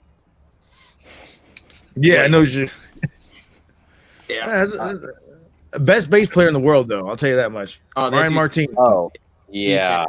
Bass. He's Soften the he was glare, one dude. of His new band. he was Great. one of those new metal bassists that just the genre of music that he played in predominantly just did not showcase his talent enough. I would think him and Matt were the ones that brought that band, like, that gelled it together. Him and the Well, drummer. what's funny is he filled in for Fieldy for Korn, and I was thinking, in my Yeah, head, that was like, crazy. I'm like, this had to be the easiest gig he's ever done in his life. Like, just slap the opening. That's all, I love. I mean, I grew up on Korn. I love Same. old Korn music, but and their last record actually was good. But I don't listen to a lot of heavy music. I listen to like alternative and grunge, and that's my big thing. I'm thinking know what like you mean. the dude that was in Mudvayne, like shreds. That dude, Yeah. slap finger style with a pick, whatever. Fieldy is playing one-handed drums on the open string. Yeah. I mean, Quick thing on that. Dun, dun, dun, oh, dun, dun. There's an interview I mean- of Ryan Martin talking about it, and he's just like, I have to keep it in the pocket, but do what I do on the side. So he's got to like trickle his little style in there. So that's what he was doing. But I actually saw Korn do like a practice session before they did a show at an amphitheater here in town.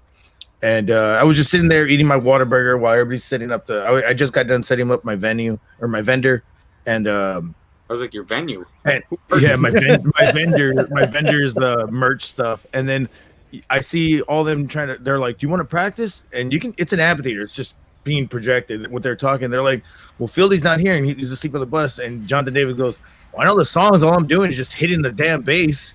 And I died laughing. I was just like, yeah, you're right on that. So he actually, Jonathan Davis, I saw Jonathan play all the songs while he was singing with the bass in his hand. And I was That's like, crazy. Jesus fucking Christ, this is amazing. You know, it's so, on the subject of Korn, it's so weird to me because as during this whole COVID time, like, we found a church locally that we really like going to, and the community is awesome. And recently, for their anniversary party, they had a guy who is basically Brian Head Welch's head pastor at his church in Arizona. Wow. And we talked to him after he had spoken, and I had gone back and found some of the first music that Head had released after he left Korn, and like he found God, he released a bunch of music. And at the time, like, Korn was like sort of getting away from the sound that we all associated Korn with. They're going into dubstep. Yeah, which a lot of people were like, hey, Korn's just experimenting. And then you listen to this music that Head was making as a Christian, and it sounds more Korn than Korn did at the time. Well, It's so heavy, and there's, tritones in it, and it's so, like, he released a song called Paralyzed that you can very clearly tell he's talking about, God, he's talking about Jesus. But when you listen to the production of it, it's one of the heaviest songs you've ever heard. And you're thinking to yourself, oh, so that's where Korn went when he left the band. Well, it's funny you said that because that band was Yeah. in Love and Death, and they Yeah. just released a new single like 2 days ago. Yeah. And I was scrolling through my Instagram feed, and I didn't realize that it wasn't the Korn page that was popping up.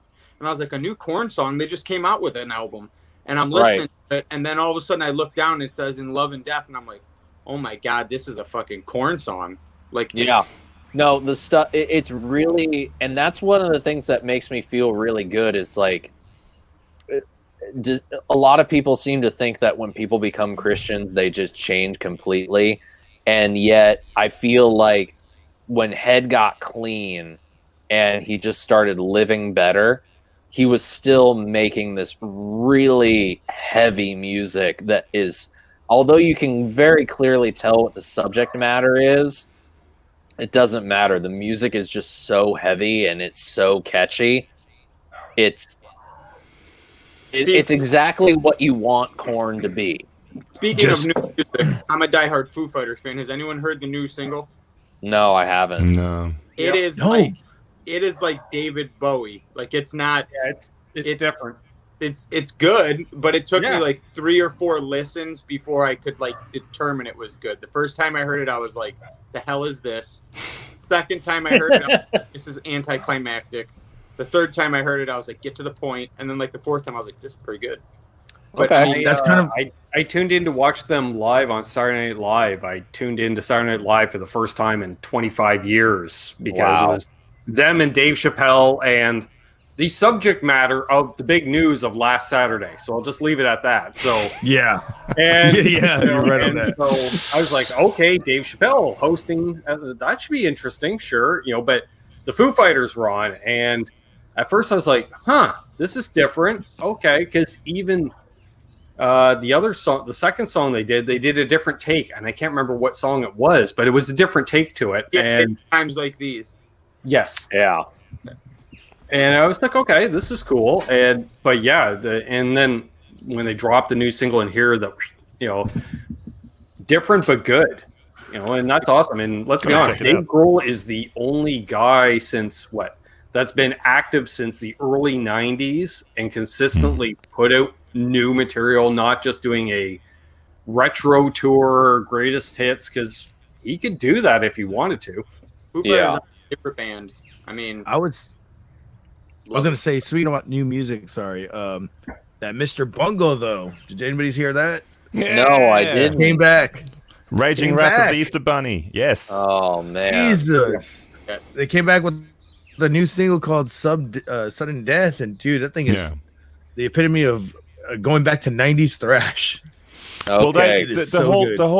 the whole thing about that album is it's their original first demo, which was thrash, and they re-released and re-recorded all the songs that they wrote when they were like 15, 16 years old. Jesus. But then they got Dave Lombardo to play drums, and they got Scott Ian to play rhythm guitar. And then I forgot the other dude's name. That helps. Well, it's the same. Then it's the Bungle guys. It's Mike Patton singing and Trevor Dunn on bass and Trace Browns on. oh, dude, I love Trey. it. I'm a massive Bungle fan, so that's sort of my Yeah. The last Mike Patton project that I listened to was the collaboration he did with Dillinger Escape Plan. Oh, that was a while ago. Yeah, that was a long yeah. ago, yeah. Oh my God. Irony is a Dead scene was like, oh man, I don't even know how to feel about it these days because it's just one of those records that totally, as a high school kid, I'll just say it fucked with my head. It's full on. It's very full on music. Yeah, definitely. I think that's what Mike Patton led Dillinger Escape Plan to Trey, or Trent Reznor. That's why they played the 9 Inch Nails live shows. Dillinger opened for 9 Inch Nails on a tour. Yeah, but and then they actually started playing. Some of them started playing with 9 Inch Nails, with Trent, and they would come out and miss. And Mike Patton would come out and they would sing "Here I Am Sitting in My Car," that old ass Yeah. 80s song. Yeah. The on the tour that Dillinger played with Nine Inch Nails, they would get together and they'd play a few songs from I think the Broken record together. But this is my current jam right now. Oh man, that's What's that? What's hard that? to. So this is the new Deftones Dude, record. that's a trip. Oh, okay. Wow. Yeah, I was like that doesn't even appear on the I inner was Google. gonna say That's awesome. porn may cause seizures. My favorite part about this, I bought this. I'm gonna do a quick plug because I want to, because the guy is awesome. Where I live in South Orange County, JJ, you're gonna need to hit this place up. It's called Moldy Toes Records in San Clemente. Nice. But it's Moldy on Toes? gold. It's on gold vinyl. Wow. It's That- so Nice. so that's kind of my jam right now. And what I'm loving about this record is that the guitar and bass are just so locked in together on this record. Mm-hmm. And each instrument, the tone that they get is perfect for the songs that they've written for this record. I think it's the third song on the record. It's called Urantia. It's Urantia. But there's a moment in the song where the guitar and bass have a syncopated riff that they have to play together, and they're just so locked in. And I have not heard a guitar and bass player so locked in years. Yeah. And it's And I like just love it. it's you can tell it's like non-edited, just straight up organic, locked in style, old school. By the way, Aljon's going to do another quick Epi plug. Apparently, Chino's playing an Epiphone SG on this this most recent record. Holy. Dude, so I'm just going to put it out there because I want to, because I love Gibsons, I love Epiphones, and I love Aljon. Dude, those new Prophecies. Who's excited about those? I have a camera on my front porch 24/7 where I just constantly watch to see if a truck rolls up and drops one off. I will be there. There you go. Just for that. Yes, I had. Yeah, an alarm will go off. I'm crossing my fingers for the Les Paul that resembles this guy. Yes. We have the usual suspect LP with the black and the brushed chrome, so I'm crossing my fingers for So, that well- prophecy at Les Paul. I can tell Aljon that I'm a member of Strat Talk, which is, the other team. Okay. And somebody posted on there, I'm thinking about buying one of the new LP customs, and he embeds my LP custom video in the OP, as we like to call it, right? The very first post. Yeah. And it goes back and forth. I'm thinking about getting the white. I might get the black. I'm looking at this, and I was like, well, I have the white. I love it. So, I don't know what to tell you, but I have the white one, and I'm a big fan of it. And he posted yesterday he bought the white. Oh yeah. There you go. And I wrote in there, I have the exact same one. And congrats on the new guitar. Well, I took a picture of it on the wall and said, it looks good on the wall, because he might have put it. Wait a second, put it together with the video, but I was like, Except his will have a larger diamond, right? It might, because he has brand new stock. I don't know if he got new stock or if he has the older stock, but he might have it. There was a change. Right. I didn't know that. They went with a larger diamond. Yeah. They did a mid-production change. Mid-run. Oh. Well, I'm just going to throw it out there. If Aljon wants an Australian YouTube channel, medium sort of sized, with Or one a really very tall guy small with glasses Canadian channel. and one maybe not quite so tall guy with glasses, both facial hair and stuff. You know, if Aljon wants to let's talk. But I think he has to send a left-handed for it to work correctly in your head. It's upside down, yeah. So right. you got to put the strap pins on the other side. Exactly. Either that or just There bring you it go. upside down. You should be fine. Yep. Aljon is saying that, Steve, you have one of the first off the line, so that probably Dang. explains a lot. Wow. Nice. All right, hold on. Check the time. 10:14. Still nothing. Where? Still nothing. Where's it at? I knew it. Steve's got a special TV just for that. Oh, man. And not to drop it, but Steve, I will be dropping a demo. having gotten a couple deliveries from Epiphone, and knowing they use FedEx, I can honestly say they're probably not going to deliver it to you today. Oh no! Let me tell you. Let me tell you this. I see a FedEx truck get on the street or a UPS truck. I'm like, wow. Yep. Right. He goes to sleep with like an electronic monitor on him, so it's like if it does come out, sleep is like, guitar. Yeah. And I'll tell Waiting Aljon, for I Santa do have with a the demo Jewish. coming out tomorrow of the 2020 Epiphone Les Paul Modern. Oh, Nice. Ooh. So, chill. yes, our good friends at Sexy. Ardent Music happen to have a fresh one in there. So I said, ooh, yes, we have to play with that with its phasing and its coil tapping and all that goodness. I don't even have The, one of those, Caribbean man. Way to with- go. Color.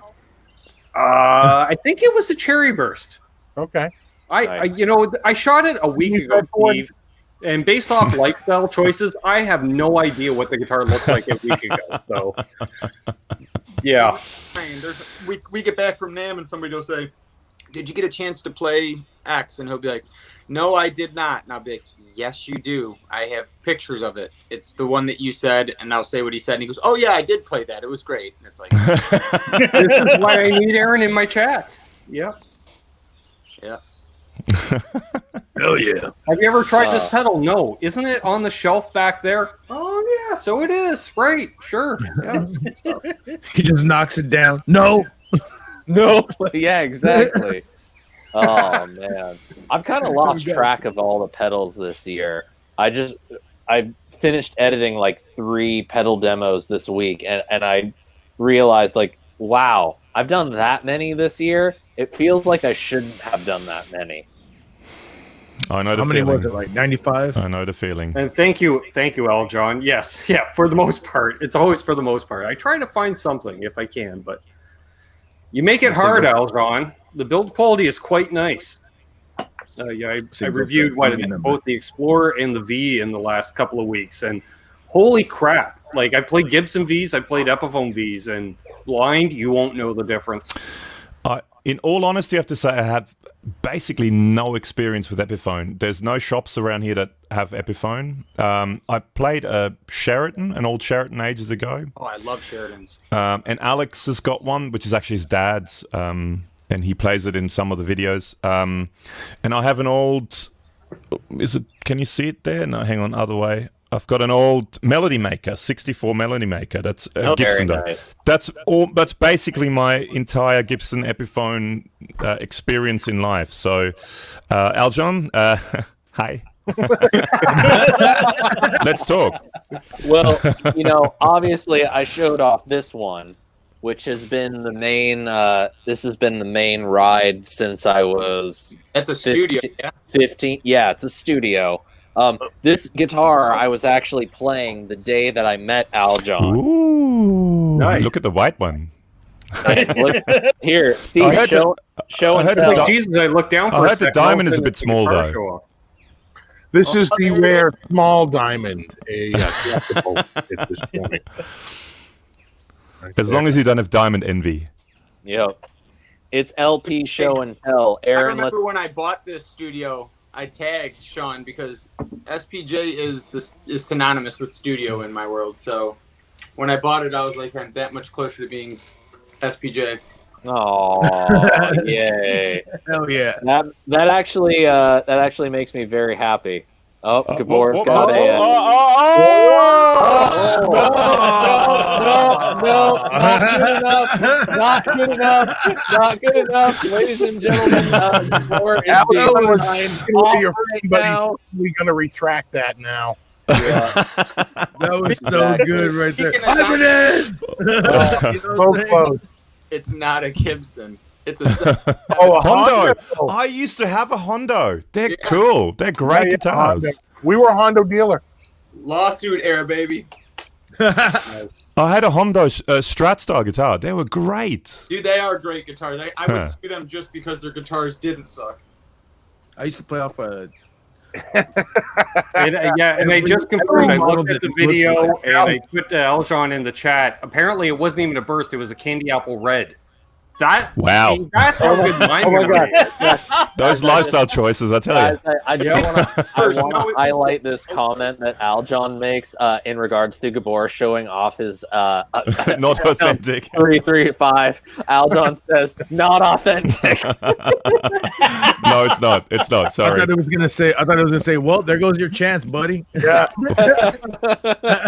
Sorry, Gabor, you're not playing authentic, so they can't have you. Oh man! Is it like a soup Nazi thing? Is it like come back, tweers? No demos for you. Studio, yes. I don't know how he knew that, but that They guy. even have the acoustic. Ooh! Oh.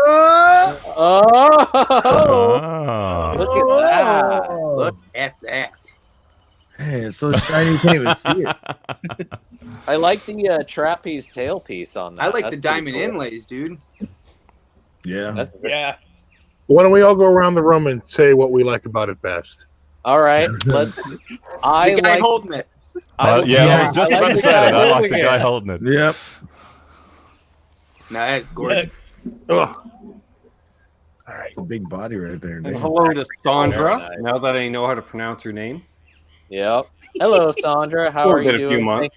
Thank you so much for the birthday wishes. I really do appreciate it. Yay. Were you saying the hard? Aljon says I can spot them all a mile away. I'm glad I was right.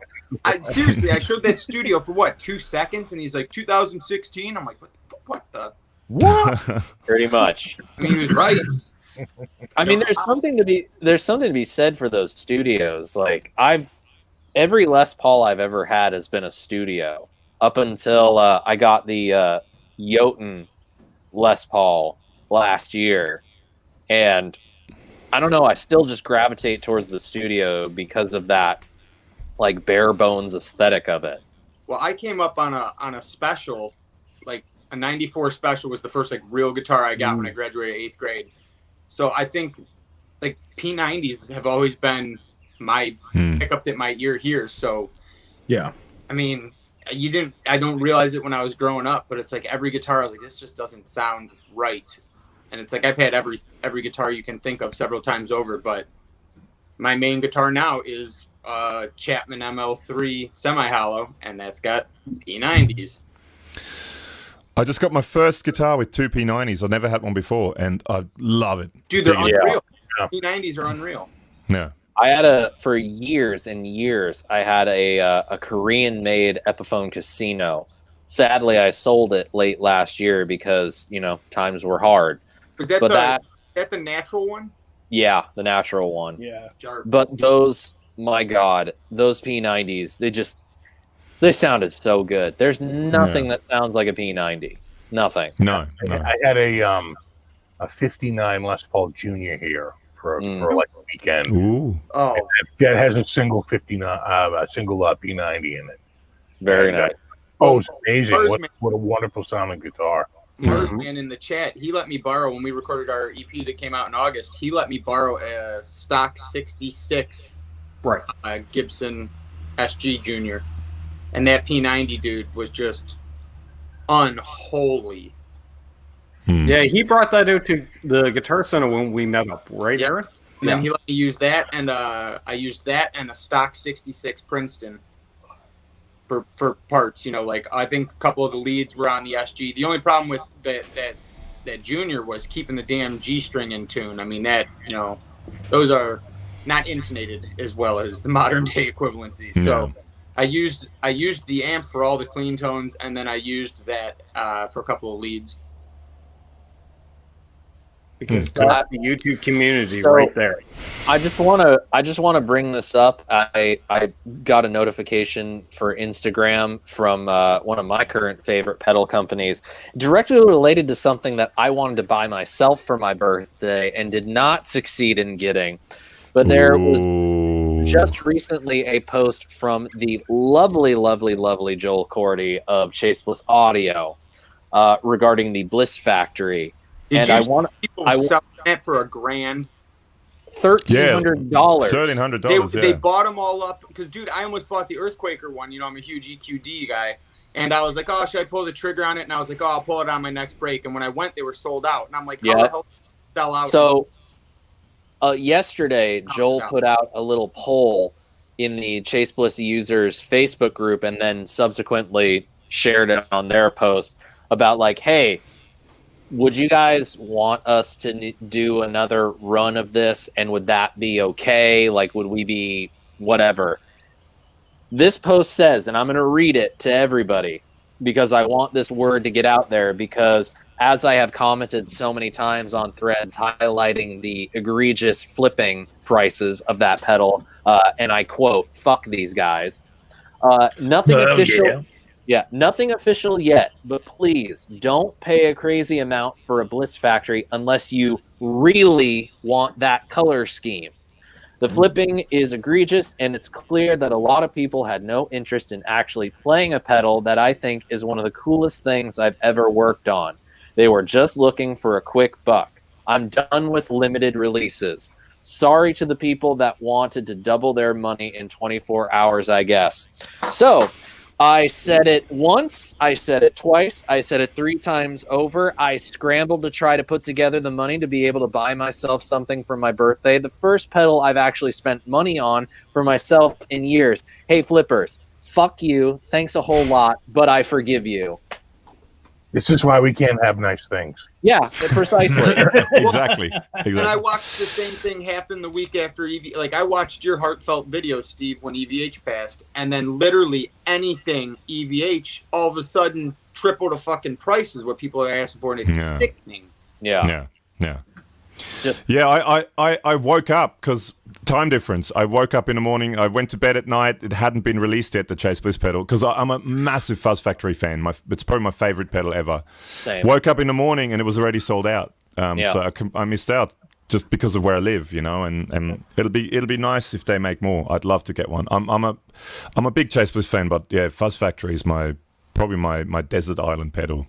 Well, I even had my wife convinced to let me spend up to a certain amount of money on it, and I just couldn't justify the price tag. I had enough money up to a certain amount to be able to get it, and I just needed that extra $50.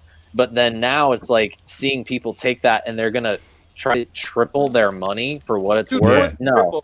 Dude, perfect example. The Earthquaker pedal, when I almost pulled the trigger on it, like I said, I was gonna buy it the next break, which was in like an hour. It was $175. I'm like, yeah, I'll grab that. $175, hell yeah. Yeah, whatever. They were all sold out. The next day, they're all listed at $1,000. Yeah. I'm like, you fucking kidding me? $175 pedal you're trying to flip for $1,000 because there's 200 of them or whatever for a movie? Get out of here. Yeah. Mm-hmm. And it sucks because like the stuff that, especially for Chase Bliss, I am such a fan of that brand and what they do. And last year, I really wanted to get in on the generation loss that they did with Cooper. Yeah, same thing. But they had the same problem where people are trying to flip it for $1,000 now. Yeah. And it's just like, pedal flipping is this weird sort of gray area with pedals where it's just like, I understand that people do that in a lot of other segments of collectibles and whatnot, but I feel like with guitar pedals, the thing that makes it so hard for me is that these are tools to create the art that I associate my identity with. That's the difference. They're not those that are going to sit on your wall there to inspire you to use in making music and having, you know, songs come to life and stuff like that and enjoy them. And to see people buy them up just to quadruple their the cost of them, all you're doing is depriving people of that inspiration.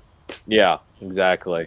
And for me, like, I remember watching those videos of the generation loss and just thinking, like, I don't have anything like this, and this is a sound that I want to be able to get, and I can't get it unless I pay like $900 minimum for it. Yeah. I've been lucky in contacting some guys that are like, no, I'm only going to sell it for what I bought it for and just a little bit more, but that's it.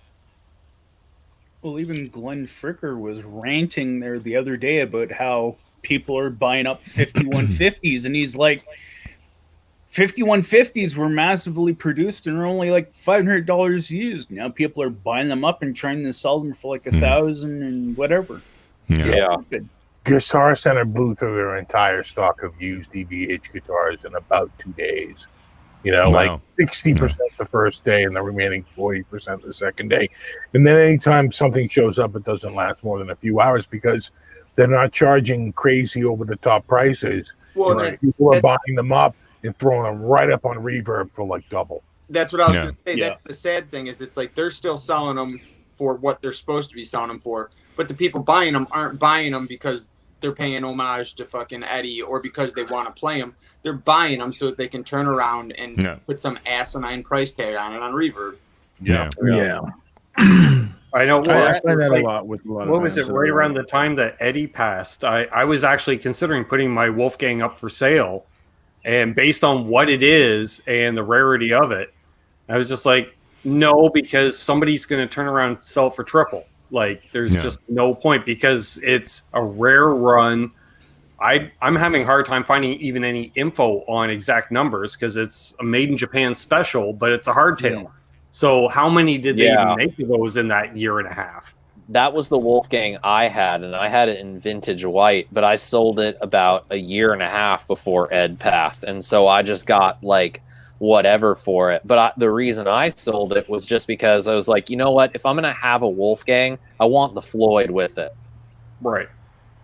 So it's for me now. It's just going to become a thing of finding someone who has the stock of the model that I want. Right. I'm probably just going to end up buying it through a buddy of mine who has a retail shop and isn't going to, you know, charge exorbitant prices. And I think he even has stock currently.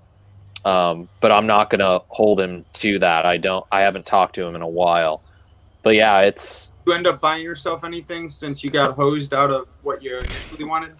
I mean, I bought myself some records. That's pretty much it. I didn't, you know, it is what it is. You know, gear is gear. It'll probably come and go. And come again. Yeah, And go exactly. again. Exactly. Hey guys, it's 30 here. I actually got to run. No, that's totally cool. Yeah, no, I really appreciate you having me on. Happy birthday. Thank you, Steve. Yeah. And We will see you Saturday, Steve. Yep. See you Saturday, Steve. And I'll see you. Yeah. See you, Steve. Saturday will be good. Yes, Steve. Bears now. They're getting restless. Thanks, Steve. I I got appreciate See you, Steve. it. Good to see you, man. Thank you Careful. so much.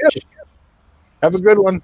We'll You see too, buddy. Take care. The opposite of expensive gear. I've never owned a Squire, and I've never owned anyone's signature model. But I, like Gabor, like Jazz Masters, and I'm a huge Dinosaur Jr. fan, so I picked up the J Mascis Squire. Oh, it's a killer guitar. Dude, it's unreal. Killer guitar. I had played it a bunch of times when I was working pre-COVID, when I was working at Guitar Center, and I remember watching an interview, and they were like, "How did you get this guitar not to feel like what a Squire used to feel like?" And J Mascis in his very mundane voice goes, "I told them if it was going to be a Squire, it had to not feel like a Squire." No. And I'm like, mission succeeded. That guitar is awesome. Oh, yeah. Fantastic guitar. Absolutely awesome guitar. Practice. That thing is freaking ridiculous. And Yeah. I'd like to call out Aaron now, because he knows a lot of stuff, but he says he hadn't owned a signature guitar, but we know he's owned a Les Paul. So Yeah. it's one of the Yeah. few times I get to call him out. If He's you always want calling to me out split on stuff. hair, if you want to split hairs, Ben, that's fine. Yes. But you know what I mean. Hey, You know, hair's all I got. that, Oh man. Well, guys, I hate to do this and I hate to end the fun, but dinner's just about ready, and I need to go Ooh, have dinner birthday with dinner. the wife tonight. Birthday And you're I Lunch just is wanna- just about ready. ready for yeah, bed. I just want to say thank you so much to you guys for coming and hanging out for this. This was really awesome of all of you to spend the time. There are so many of you guys have stuck around for this entire thing, and it is just, it's awesome. We haven't been able to really get together and hang out. We haven't been able to talk because the world is just weird right now, and I just wanted to do something like this for this occasion, and I especially want to thank Gabor's the guy with the weirdest time zone difference, so thank you so much, Hey, buddy. it's 1:30 in the afternoon. It's totally fine. It's so, finally it's so got to amazing. talk with Gabor. 'Cause- Oh, yeah, man. I know. We do this a lot, but yeah. and there's always been like a lot of similarities, a lot of the same gear and music that you play and listen to is same shit I do. So I'm like, man, I need to. That's why when you said you weren't going to NAMM, I was like busting your balls. I was like, oh, fine, I'll just find Alex. I'll hang out with Alex. Yeah. I'd like to throw it. And then he was very antisocial too while he was Yeah, there. yes, he was. The awesomeness of the YouTube verse is I can do a demo on a pedal and throw Gabor under the bus, and then he releases a demo on the same pedal and throws me under the bus. Yeah. Awesome. Hey man, Exactly. DoD stuff. I'm throw any DoD stuff my way. Oh, Well, dude, I do have a DoD Octoplus on my board currently. Ooh. I did a video of that not long ago, actually. Usually I would go, it's just there, but I can't do that today. That's my secret thought. Oh, You blend in the DoD Octoplus, the sub octave at 2/3 your regular volume, and it's like turning up the resonance knob on a 5150 amp. And you've got Oh, a tone God. knob on it. That's the thing. That's what you want. The tone knob does it on Octoplus. Yep. man. Crazy DOD stuff. But thank you we so had much. we had to just bring it all together for you, Sean, on your birthday. It's Yeah. so Yeah. it's so good. It's so good. I love it all. Well, thanks so much, guys, for hanging out. I really do appreciate it. And thank you to all of you watching out there. It was so awesome of you to interact in the chat. Thank you for all the super chats. Thank you for the happy birthday wishes. I do want to make a quick shout out to Sassy Cat who's watching. We Oh, hi, Sassy Cat. We've interacted on the 60 Cycle Hum live streams a couple times, and he's a very, very nice dude. But thank you to all of you who watched and all this stuff. It was so awesome. Maybe we'll do this again in the near future. Who knows? But if you haven't done so already, please do click the subscribe button, ring the notification bell.